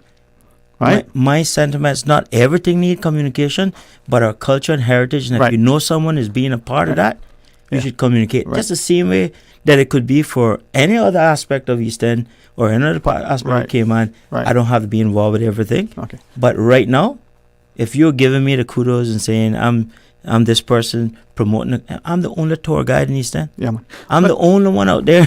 Right? I wish there were more because there are other people gonna come, and this is what I'm hearing people talking about promoting East End and want to get the road to East End because they're going to get business. Right. I'm going to say to them, be very careful. So because if you're not investing in East End, then others are going to invest, and they're going to be the people who benefit. So if they're going to show a way of how they're going to benefit directly, no, that's different. Yeah. But be very careful that then you feel like, someone come and take over if you want the road coming. So this is why I encourage others to share their thoughts, why I'm inspired by your willingness, right? As you were sharing that. The phrase, if you don't stand for something, you fall for anything. How then can we get to a space where our public comments are not just responsible, they're not just accurate, they're not timely, but they're said with such a sense of purpose that it causes people to stop and reflect. As an example, over the last, today is date, the 20th, right? So within just this month of February, not even 3 weeks in good yet, I've heard increasingly from people who are looking to acquire property, vacant or otherwise, to people who sell. And they share, some very casually in passing, some with a sentiment of disdain and contempt, right? Or in certain districts, there are no longer any land left that is affordable or accessible to the first-time Caymanian or to a person who is looking to purchase beyond a certain threshold. You're going to need to go East End, Cayman back. But if the country isn't recognizing the importance of having its own people being able to own, to invest in this property, in this future, in its businesses, in themselves, what's going to happen? And if that is transpiring, where is that? Well, let's give the current representative of East End some credit and Northside. They're all working on trying to get affordable housing, affordable lots. I don't know how that's going to work out, but that's a good thing. That's the best I can say. You know? I commend you on that, and I congratulate the initiative. But let's go one step further. Let's ask ourselves why we have to assign qualifiers to housing, affordable. We call it low cost with different things, right? Are we at risk in trying to do what, on the face of it, just generally speaking, not about those two initiatives at all, or similar initiatives in the past? Are we at a risk of creating, at some point in time down the road, a division, right? And a space that is now identified as this thing. In the US, as in the UK, they have different names for these places, right? Why can't we have people being able to afford and build and live without it being a project, an affordable government housing scheme, a thing, right? Why are we allowing gated communities that take away from the accessibility of the community, not about disrespecting private properties, that may divide us, may provide this thing inadvertently that discourage many of us, right? So you and I used to coach. We could take our students or players and say, look over there, that was my classmate, or this is so and so, and they can see something tangible that encourages and motivates them. You too could be, the Dan Scotts who are now at the helm of your, top accounting firm. You can be, all these people, but we no longer have those heroes, those examples. So when we come back from the break, let me ask through you a couple of things. You mentioned money. You talked about, how we're looking at that and deciding that these people with quote unquote wealth seem to be the ones who are now able to influence the agenda. All right, can we talk about that? We can, but I needed to make a point, but I guess I'll have to make it afterward. She's in the charge, man. Yeah, cool. Don't forget it. Yeah, I want to hear what you're going to say. Because it would flow into what I know. Yeah. All right. Yeah. Join us after the break. Did you know ordering your favorite sandwich from Subway just got easier? Yeah, picture this. No more waiting in line. No more fussing with cash. Just a delicious taste of Subway at your fingertips. With our new app, ordering your go-to sub is as easy as a few taps on your phone. Plus, receive exclusive deals and earn loyalty points with every purchase made on the app. Download the new Subway app today and get ready to ditch the lines and drive straight into your flavor. Visit the App Store or Google Play Store on your mobile phone and search for Subway Cayman Islands. Subway. Eat fresh. Easter vacation is just around the corner, and Cayman Airways has added multiple extra flights to some of your favorite destinations, some of mine too. Look here, they got seats available now for booking on extra Easter flights between Grand Cayman and Kingston, La Ceiba, Miami, Cayman Brac, Little Cayman, and you can even catch a non-stop flight to Montego Bay for Easter. Check it out. You can visit CaymanAirways.com, contact a local travel agent, or call Cayman Airways Reservations on 949-2311. And don't wait too long though, because these extra Easter seats always sell fast. Be sure to add your Sir Turtle Rewards number to your booking so you can earn more miles for more free trips this year. But I know where I'm going. I'll see you on board our uniquely Caymanian airline for Easter. Stay cyber secure with Cayman National. Protect your computers and mobile devices with security software to defend against cyber attacks through viruses, malware, and other online threats. Be aware of unsecure Wi-Fi connections when in public. If you need to access your online banking or sensitive information on your mobile devices, try disabling the Wi-Fi and switching to data from your mobile network. If you suspect a fraud attempt, please contact our customer support team at 949-8300. Attention, Radio Cayman listeners, we need your help. Radio Cayman is excited to announce the launch of the new listener survey. You can visit Radio Cayman's website, Facebook, or Instagram pages. Take the survey and help shape the future of Radio Cayman. Radio Cayman, the voice of the Cayman Islands. Accidents and illnesses can strike without warning. Ouch! When it comes to urgent care, every second counts. At Doctors Hospital, we have a dedicated team of experienced doctors and nursing staff available to you 24 hours a day, 7 days a week. Don't waste time in an overcrowded emergency room when you need urgent care. Whether it's a broken bone, a severe infection, or a sudden illness, trust in Doctors Hospital's unwavering dedication to providing the best immediate care. For complete urgent care when you need it the most, choose Doctors Hospital, located in Georgetown, 16 Middle Road. Freedom, Cayman Brack. Freedom, Little Cayman. Soft breezes, blue waters, no traffic. Unwind and rejuvenate your mind, body, and soul. Sister Island Staycations, a taste of freedom. Discover all that our sister islands have to offer.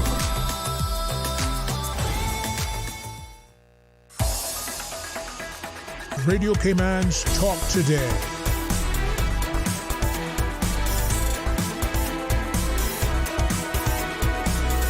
What is on your mind, Cayman? Hey, welcome back. Thanks for joining us. And in the studio, Nobi sits with us. Thank you for letting us interject that scheduled break, and hopefully it doesn't interrupt your train of thought. But you want to share something to the last point before we were listening? I mean, there's a lot of people that might say, I keep repeating these things. But, our tourism product is very important. Mm-hmm. Although I have the luxury of being on all two sides, right? But being, with our tourism product, that's what I was trying to get to. We have the politicians just seeming to communicate or ask or be involved with people who are at certain levels and think that that's good enough. And, which is wrong, because we need to get everybody or more input from people, from all around general people. But again, let's go back to the tourism law or the hotel licensing law. And there are a lot of things that I believe, and we've been on here talking about this over and over, that needs to be addressed. The first thing is, who is actually advising the country? Our Tourism Advisory Council needs to be in effect. And it needs to be spread across the different types of businesses that's in the tourism product, so that most people can have an input. What we have now, and although people might not think this is a part of tourism product, but it is. My bicycle tours, I take people on my tours, that's a product. But the Airbnb, now my Airbnb is one of those things where, okay, you have to communicate with guests. You have to advise them to where to go. You have to watch out for them in all these different aspects of the tourism product, right? So Airbnbs or people like that, not only the the big hotels should be on this advisory council. And I think they need to get it together, because other than that, I still don't understand who's advising the government on these aspects, unless they're taking it within themselves, within the ministry or within the department or what have you. But I think that it would be so, like we talk about communication, that's what the advisory council is for, communication. You need to know how Airbnb owners like myself or small business owners like myself, sorry, but put myself out there. Not that I'm trying to look for benefit, but there are other people too. I'm speaking of all those who I know are small business owners, and who I also know and been talking to me, and who I also know is in now doing Airbnbs. And we're challenged with what? We're locals, we're providing a local product, but yet there's no incentive for us. Okay. We still have to pay the tax, tourism tax, when there should be some incentive, some room for waiver for Caymanians who are presenting a local product. How are we ever going to promote our culture and heritage like this? A number of things that you shared. I know that we're going to hit the news break on time, but as we go into, and then we invite callers to share if they wish, right? Two things from what you shared made me want to ask. One, is this another case, like so many, where we allege is it the tail wagging the dog? Right? Secondly, are we equating wealth, money in particular? That mad moron who can write a check for a lot may have no principle. Now, I use those words deliberately to offend, because sometimes you need to offend the sensibilities of people to get them to think sensibly, right? Yeah. You can be polite and get nowhere. You can be offensive and get nowhere. But you can speak with conviction and passion that may cause people to take a step back. If they have integrity, if they have conscience, and to realize that they are the problem. Yeah. Right? Well, let me just tell the people of this country, and you here doing, which you already know, the previous administration or the previous bunch of people, everybody, I guess, I even heard from some of the members saying that everybody said you came. I went to every member in Parliament, and I explained. Well, sorry, might not be some of the other ones, but the ones that I thought were key, and asked them and explained to them about what was going on with one aspect of the tourism law or the hotel licensing, which is display racks within the hotels, right? And nobody took me serious, right? Okay? And one guy was laughing at me like, "Boy, everybody know." I can remember that person, Mr. Harris. Everybody knowed what you're talking about, right? But nobody said nothing. Nobody did nothing. Then, since that, I've reached out before. I think when the current tourism minister, Gun Blaze, reached out to him, and the other night at a meeting in East End, I reached out to him again and spoke to him briefly. But I know they're all busy. Yeah. But take time out to look out for your people. But Nobi, here is something to take off, right? And ask this. Just like what should be a non-issue, the display racks in the lobbies of hotels and other places isn't an issue that you experienced this year or 5 years ago. This is an issue that has been a problem for decades. Okay? The days when my father we used to call it tourism, taking out people on trips in the North Sound, had a challenge to go into the hotels that were coming online then, decades ago. Recent times we heard, there's a liability issue. We can't put your brochure, your pamphlet in our racks. Because, no, you explain that to me if it makes sense, but I'd be glad to be persuaded by it if it makes sense. We don't have governments getting the display racks built and put in all sorts of things. We get allegations of the concierge and our other competitors or hotel staff taking it and dumping it in the garbage. True or not? Allegations, right? Like everything in this country, the minute that you champion Cayman and Caymanians, whether you're a Caymanian or not, whether you're a Caymanian that go back generations or the ink hasn't dried on that piece of paper, they say, the minute you do that, you're discredited, you're disparaged. For champion a place that you love, that you've adopted, I don't say that lightly. We need to remind ourselves that if we don't live in love and figure out how to get along together, your money can't buy you a space in heaven. You're not going to make your seat in hell any better. We're going to pause and take a break, and when we come back, more talk today.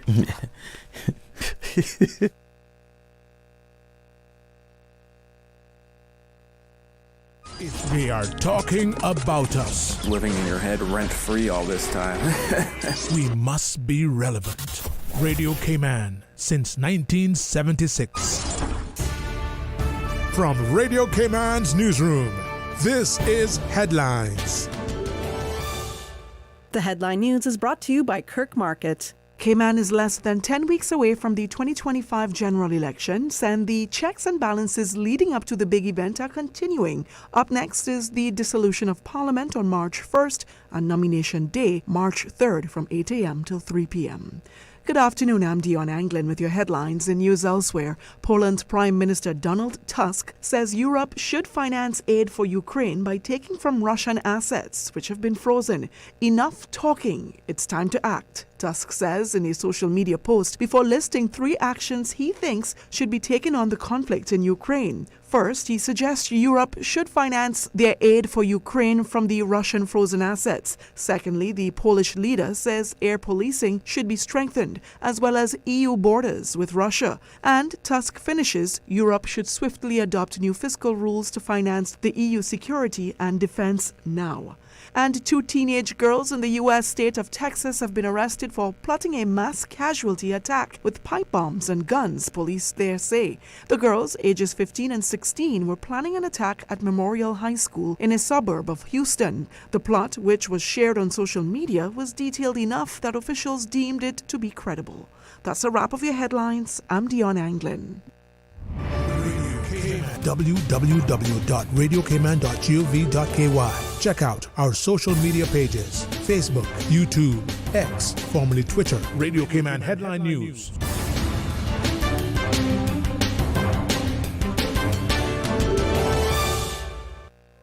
Looking for fresh, healthy food that's full of flavor? Then you've got to visit Kirk Market. Our dishes are made with fresh, high-quality ingredients. Enjoy vibrant mixed greens or satisfying pasta salads. Or try one of our delicious grill options like blackened chicken, spicy beef steak, or grilled salmon. Looking for something light and flavorful? We've got sushi rolls and poke bowls prepared daily.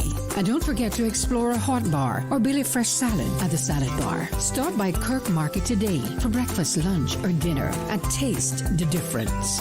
Eat well, live well with Kirk Market.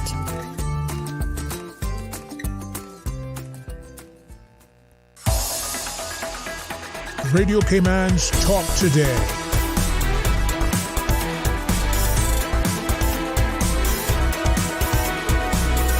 What is on your mind, Cayman? Stay cyber secure with Cayman National. Here are a few tips that will benefit you. Ensure to log out completely when you finish any online banking activities. Be aware of phishing attempts and only click links from trusted sources that are sent from your device through emails and messages. Remember, Cayman National will never ask you for your credentials. If you suspect a fraud attempt or that your account has been compromised, please immediately contact our customer support team at 949-8300. Did you know ordering your favorite sandwich from Subway just got easier? Yeah, picture this. No more waiting in line. No more fussing with cash. Just a delicious taste of Subway at your fingertips. With our new app, ordering your go-to sub is as easy as a few taps on your phone. Plus, receive exclusive deals and earn loyalty points with every purchase made on the app. Download the new Subway app today and get ready to ditch the lines and drive straight into your flavor. Visit the App Store or Google Play Store on your mobile phone and search for Subway Cayman Islands. Subway. Eat fresh. Now, more than ever, supporting your immune system is crucial to helping your body fight off illnesses like the common cold, the flu, and COVID-19.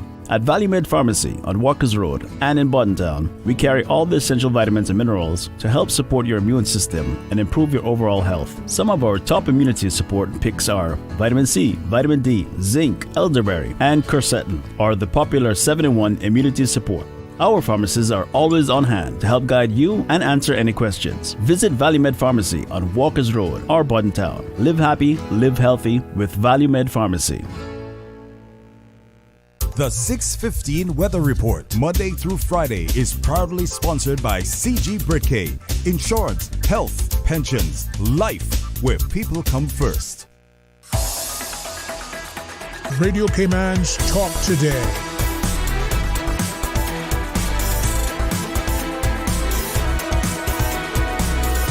What is on your mind, Cayman? Hey, welcome back. Thanks for joining us, and thanks to Nobi for sitting with us. And we do have a call with 9 minutes or so after the hour 2. Hey, welcome. Thanks for sharing. Yeah, hello? Hello. Hi, how are you? Good, good. I was listening to Mr. McLean, and he is really right with what he's saying. I'm sorry, I'm not McLean, I'm Edwards. But McLeanish? Yes. McLean by default. Yes, man. Shane Nobi Edwards, Nee McLean. Yeah. Yes, yes, I know. I know. He know who he's talking to, right? Uh-huh. Yeah. And I was just saying that we're both on the eastern end, and I know Nobi know who I am, since he doesn't want me to call him Mr. McLean. No, that's okay. That's okay.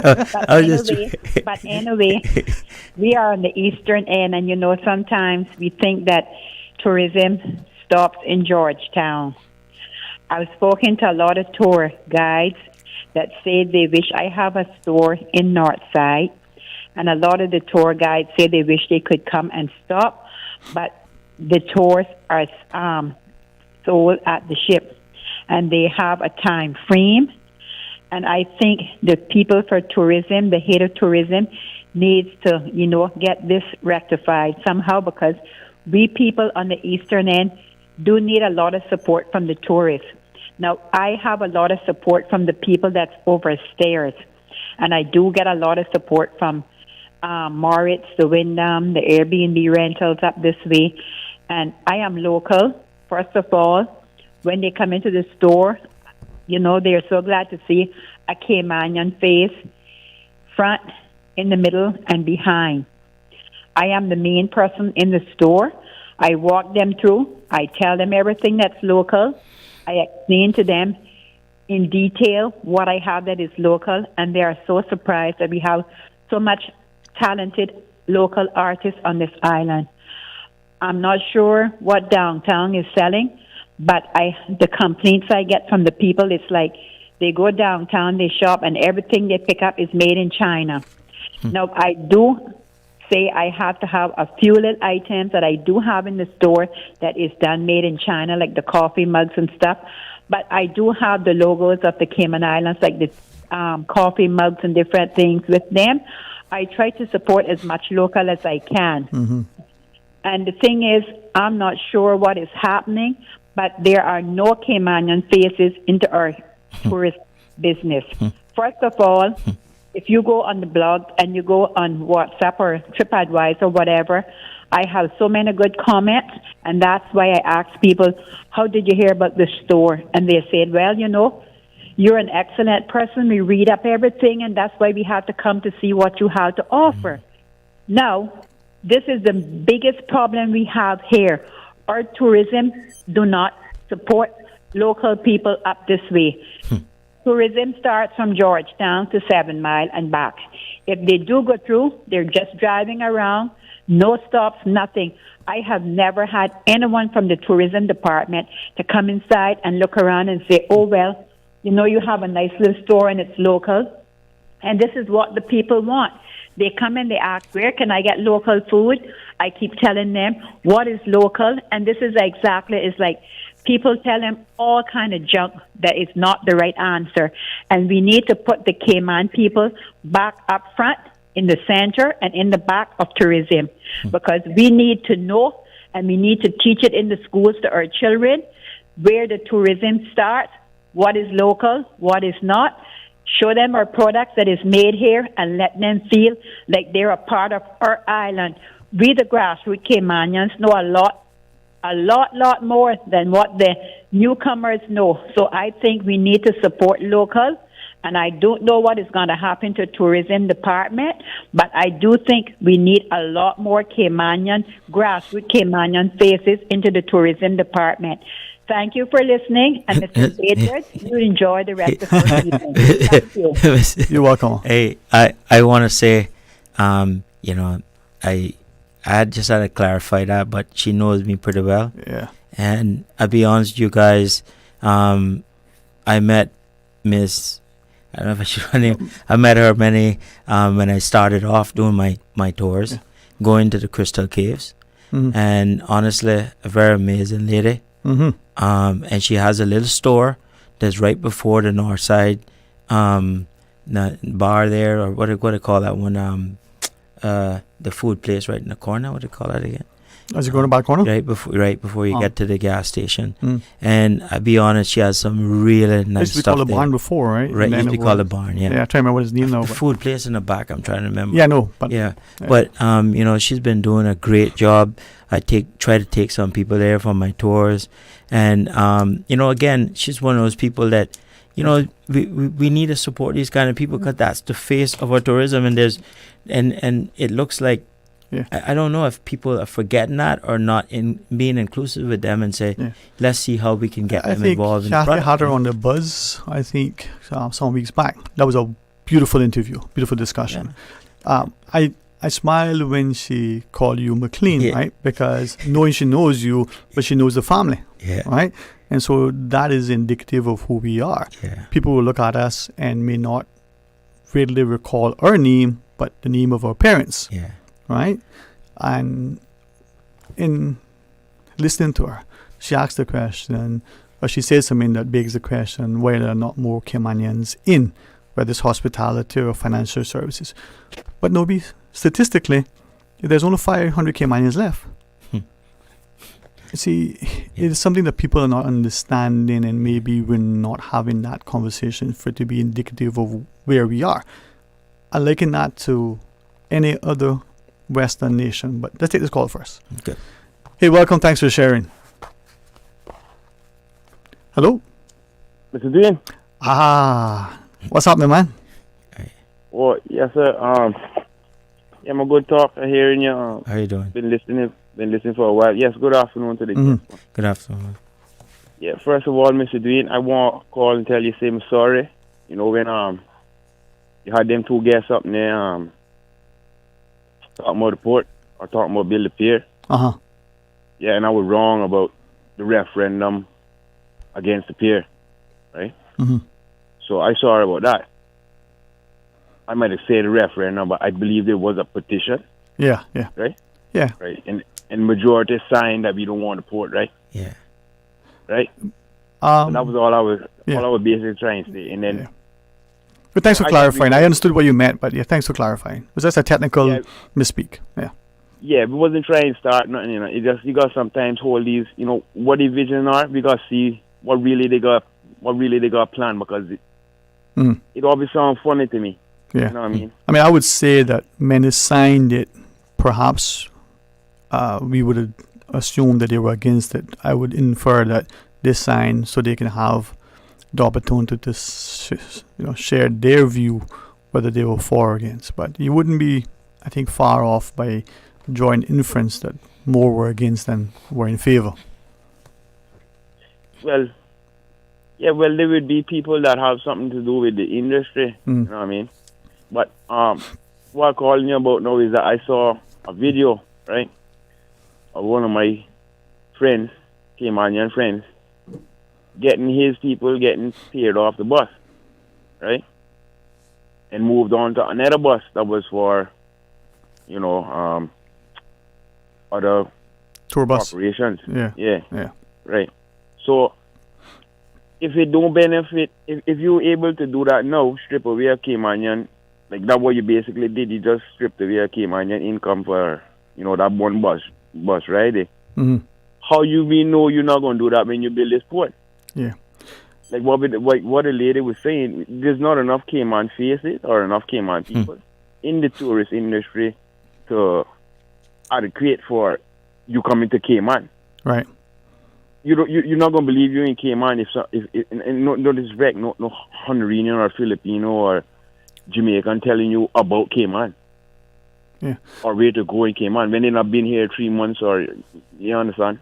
I don't understand how that goes. Plus, we all know why they hire these people is because when they don't pay them, they know them people on the permit can't say nothing. But if you Caymanian now, they know we're gonna get mad. We're gonna tell them. Plus, we can't work for the amount of hours they're working for, and it's all about a profit. So I'm sorry, but I can't believe in destroying something that God made, not nature gave us, for the profit of some other persons. Right. Thank you very much, Mr. You're most welcome, man. Hey. And we got a call, but we got a break. But to that call there are 2 points, right? One, no break. Thank you, Ms. Souza. Sorry, that's what she told me. I was looking but not listening. 2 things, right, as before we take the call. Generally speaking, not to the specific issue you reference. If in any society, but this one in particular, if we're willing for people to drive their cars on the roads that are not theirs, perhaps, it's not licensed, it's not insured. They themselves don't have a license nor duly authorized to drive that car, permission or otherwise. Cars not inspected. If we're allowing that, and increasingly it seems to be the accepted norm or the expectation that it happens, what does that say about our society in terms of lawlessness? If we in a society is willing to say you can operate your taxi, tour bus, your restaurant, your business, and there isn't the duly obtained legally, lawfully, appropriately, areas, the license to do so, whether a fee is to be paid or not. Not talking about the bureaucracy that may come, the difficulty of getting it, the cost of it. Let's assume that that's not a factor. You need a license, you don't get one, you believe you can do that business. If a society allows those two things to happen, what does that say about the society, right? And increasingly we're hearing more and more people question why these things are happening. From the policing apparatus to the licensing authority to the vendor who says, well, if I have to have a license to do this but you don't, then already I'm at a disadvantage because I've spent more money to get myself up and running. You don't need that to compete. Quality, the safety, the delivery of the product is in peril, right? Want to take a call, Ms. Susan? Is that what we're doing? 949-8037. Let's go to the phones. Hey, welcome. Thanks for sharing. Good afternoon, Sterling and Norby. Good afternoon. Hey, how are you, man? We missed you in the studio, man, but we know that you got work to do, man. Thanks. Every day, listen, there's a lot to do and not enough time in the day to do it in. That's all. What they say, the harvest is plenty, but the workers are few. Yeah, I just going to make a short comment in regards, obviously, to the tourism situation that we face every day. Obviously, I think everybody knows where I stand on the cruise fare. I don't need to repeat that. But what I will say is this, and nothing boils my blood worse than this.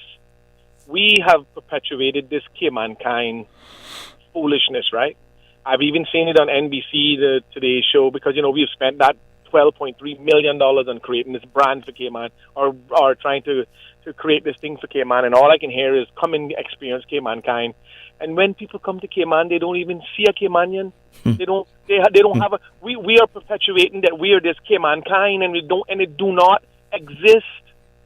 It is so disingenuous for us to go out there and spend millions of dollars purporting that we got this Caymankind when it's nowhere in sight. Nowhere in sight. I know of two friends that was having lunch at a restaurant on West Bay Road, and a tourist came in, sat down, and was having lunch, and then they heard them talking and said, and asked them if they were local, and they said yes, and they said, well, are you really from here or you just live here? No, we're third generation Caymanians. The woman The woman got up and took a selfie. She said, I need to take a selfie with you guys because I want to show my friends that I actually met Caymanians. So until we can establish a brand, then we got to stop talking foolishness about Caymankind. And then we're spending millions of dollars saying we are this Caymankind, and then when people come here, they don't see the Caymankind that we've been marketing overseas. It's not here. I wish that we would just stop it. Like the lady called in earlier and said that she in Northside or on that side, and she provides an authentic experience and people like it. That's the kind of experiences that we want people to enjoy when they come here. Correct. If I might through you ask a question, right? It's something that I understand has occurred a number of times and seemingly occurring more frequently. So through you, let me ask, and you don't need to answer, but increasingly I'm hearing from people, from Caymanians. They go to establishments, not just hotels and not just beaches, but food establishments, restaurants, bars, coffees, that like. And being identified or assumed to be Caymanian, they're being disparaged, disrespected, and discriminated. Are you hearing that increasingly or at all? That's commonplace. That has been commonplace for a very long time. I know people that come here and only been here for a week and feel far more comfortable in our environment than we do. And we live here all our lives. And you know why that is? It's because we have told ourselves that we need to market for everything and everyone else except our own people. Yeah. And then we got other Caymanians who get up on these commercials and say, oh, come on down to this place and enjoy the Caymankind. And when they get there, pure foreigners serving them, and they don't get an opportunity to meet one single Caymanian. But it's not even so much that, right? It's the notion that you go there and either assume. But he's saying that's commonplace. Yeah, no. Commonplace to be served or not see a Caymanian. But what I'm asking is, if you go into somewhere, you're either don't feel welcome, you're asked to leave, you're told that the wait is because you're Caymanian. Huh? I've never been asked to leave. I've never been asked to leave from anywhere in Cayman. Okay. I can't say that I've ever experienced that or seen anyone, or even no one has ever been asked to leave. Unless you're going down on the beach down by the Kempton in one of those places. They tell you point blank, if you're not a guest, you can't be on the beach. Yeah. But here is okay. But as far as the restaurants go, yes, in some restaurants, not all.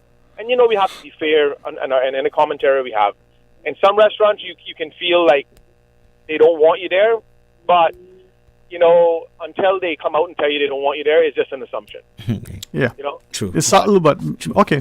Yeah, I mean, I heard Nobi talking about his particular businesses and whatnot, and one of the things that I admire most about with Nobi is that Nobi has a degree in accounting. He could have been in the financial sector if he wanted to. So he chose to get into business that provides an authentic Caymanian experience, because I can tell you, Nobi is a one-man show up there. His tour, you go look for Nobi, it's Nobi doing the tour. So I admire people who can do that. I don't like politicians that say, "Oh, well, I gave up my law career to be a public servant." Well, you didn't really give up your law career to be a public servant. You just couldn't make it in that law, and you try to find something to ride on the backs of the people, and then call yourself a public servant. And I'm sick and tired of them riding this country, and all of us small people paying the price. Now, I'll end with this. Mm-hmm. In the last 50 years, and I can tell you, Sterling, I have looked, I can't find one single law or legislation that was in the best interest of the Caymanian people or the Caymanian brand or the continuity. But I've seen all sorts of policies and red carpet for anyone who wants to come here on a work permit, or anybody who work for government on a contractual agreement. They get to work with government with no permit, and then they get this "I can stay here forever" mentality. Because why? We give them that passport to success, PR, and then status, and then God forbid, when they get the status, they get put in positions that they are guarding the gates to the very jobs that we Caymanians go abroad to get tertiary education for, come back here and still be marginalized by the so-called Caymanian who we have given the passport to success to. Them same people, but in every country, in every history, there's always a rebellion and a time for these things to stop. And boy, I can tell you, I could smell it, and it's coming. Anyway, and you're right. Hey, thanks for sharing, man. Thank you very much, man. Yeah. Nobi, what I'm hoping that will emanate from many of the discussions, and today in particular, especially on the eve of, well, not literal eve, but we're imminently expecting nomination day and election. That not only will there be more people coming out to vote, there'll be less of us thinking of staying home on that day. There'll be more of us who are saying, you know what, if not now, when, if not me, who? And using the platform, literally, as a way to speak to these issues. And then those of us who do, either as the nominated candidate or as the people connected, that we do so responsibly and respectfully, but we call it as it is, right? To the caller's last point, there is this growing sentiment. We've seen it daily. Now, I could joke and say it's in the air, the water, or in the injection that we took. But something is happening that is causing growing friction and division and discord and animosity and hate and vitriol. And that's not who we are. Yeah. That's not what we should be. And we better be mindful that once that genie comes out of the bottle, it can't be put back in here. There are beautiful countries just in the region that have, how should I put it, gone in a way that they wish they hadn't. Suffered the consequences of political divide. I like the way you put it, my friend. Right? Yeah. And political divide, I see is coming because here's what's happening.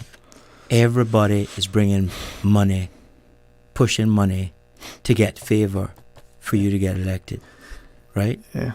And we it's not hard to see. Yeah. Right? If everything is going through the roof, if everything is getting more expensive, means people's needs are actually getting higher. We're not talking about what they want, needs. Yeah. Right? And therefore, when people's needs are getting higher, they're more willing to say, accept. Yeah. Now, I'm very concerned about my district having five people possible on the ballot. Concerned first because we have a lot of elderly people in the district. I don't know how they're going to figure out with that 5 people how to make a difference, because to be honest with you, East End, I don't think, although they say there's some divide, East End isn't really as divided as people think. Yeah. We don't fight each other. We have our differences, but we don't fight each other. But making the decision might be difficult for some people, especially the elderly people. I'll let you share now, right? And I'll may leave this as the final comment today until I say something else. So maybe it's the penultimate comment. The elections office in facilitate nomination day has consolidated the spaces we go to nominate, right? So there are 19 little chopped up bits and pieces where we're going to vote. And I say that, boy, hopefully to get people thinking that it's a dumb thing, right? But the districts, the West Bay, the Georgetown, the district that we knew still exists. So when nominations day come, we don't need to go to 19 different places, right? There's a consolidation. There's one in West Bay. There's 2 in Georgetown. The Seafarers Hall for Prospect and Red Bay. For the rest of Georgetown, it's the high school gym. Bordentown has the Chapel Church Hall, right? East End got a Civic Center, the William Allen McLaughlin Civic Center, Dwayne Ebanks in North Side. Then the back has 2, right? Now, to me, that's a good signal as to potential what we should go back to in bringing us. It's convenient, it's economical, it's accessible, it's sensible. In East End, you have 5 people to choose from. Maybe there'll be 15. What if in that 5 or 15, they were all great people, but we're forced to pick one? What if in District B, wherever that is, you got 2 people? You got to pick one, but you don't like either one. But you're either relegated to picking the best of the worst, or the worst of the best, or whatever, right? But instead you got 5 and you like all 5. Could we consider something that works for the interest of the country? That political divide that we're now entrenching, who is it serving and who's it hurting? Right? And where's the discussion that asks, is there something that works better for the country? Right? Well, I understand that has to go back to our constitution, a revision. And my understanding is that it probably has to be done because our current constitution calls for district councils. No district council has been put in place. So that's one thing. And then people are talking about the growing divide and the district. So I suspect that some of these new parties that are coming through, they're going to make some different suggestions because they're coming with new ideas. They might. That's what I suggest. What I assume. Put it that way. Well, I suggest assume. And maybe assume mightn't be a good word either. No, I hear you, making man. a fool out of everybody. So. I hear you, man. But you get where I'm coming from, right? Yeah. So I think a lot of people have to start to think about it and take our constitution more seriously to understand what's in it, just like our laws. Yeah. And I'm one of those people that I don't really like to always go through the law because I believe individually air about it. Like for example, burning. We got a law that says you shouldn't burn, right? Okay, but it should be common sense. It should be common sense that you shouldn't be doing that, especially if you got neighbors next door. Yeah. But people don't want to do that. They don't want to listen to that. They just go. So I have to then, or anybody would have to then go to the law and say, this is what the law has put in place. Therefore, we should go by it.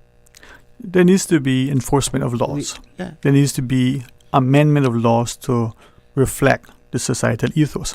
But there needs to be a society that recognizes and respects the ethos so that whether the law says this, that you do something that is ethical. You can do something illegal, right, or not unlawful, that's unethical.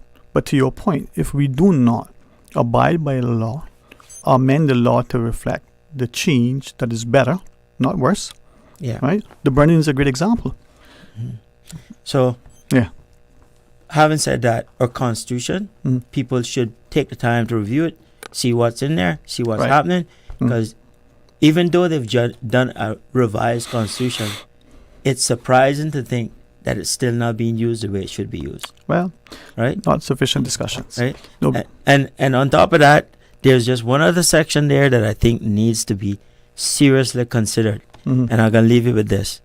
It should, in there, it talks about, who can put this forward to be as a candidate. You know that section? No, tell me what. Well, it says it should be one Caymanian parent, right? They should have one Caymanian parent. I believe that should be changed. That should be changed to one born Caymanian parent. But again, this is my thought. So I'm saying, here we go. It's about looking at what we have and reviewing it and making, if people like it, then they're okay. When they see the loopholes happen, that other people will be able to run and be able to control things, then they'll understand. But then it may be too late. You know what I'm saying? Okay. Anyway, just well, was it Caymanian parent or grandparent? Remember, men are labeled under that. Well, like I said, it for me, I'm just pointing that out. Yeah. We had a discussion about it a couple of weeks ago, and it's just one of those things that people need to look more closely in. The very document that actually determines that you can vote, that we have to all follow, that all our representatives have to go by, So. But from what you shared here, here's one of the many takeaways. Is there the will to do the right thing? Right? And is there the wherewithal within our populace to ensure that all of us collectively working for the greater good of this country, recognizing the division and discord and disharmony that can occur as a result of the political divide, could leave us in a space where that thing that which we're taking for granted, not the financial windfalls that we may have, not the political wins that we may get, but the societal unrest that may emanate because of our division. Look at what's happening in our country and ask ourselves, are we where we want to be, and can it be better? Are we having the will and the courage, the tenacity, the resolve to do the right thing? Hey, join me start tomorrow morning for the record. Come back for talk today. Tomorrow's Friday, Nobi? Tomorrow is Friday. Tomorrow is Friday. Susan, thank you very much. Such a wonderful camera back. All right, to all of you, love this place as much as we do. Love it together, love it with each other. In love and true love, we'll find better. Until tomorrow, be blessed. Talk Today is brought to you by Subway, open 24 hours in Countryside, Anderson Square in Georgetown, and Centennial Towers in West Bay. And by the Ministry of District Administration, explore your history, explore your land, explore your sister islands. And Cayman Airways, call them on 949-2311 to book your nonstop flights to Los Angeles and Panama. And Doctors Hospital, peace of mind is important when life happens. Doctors Hospital, always there for you. Call 949-6066.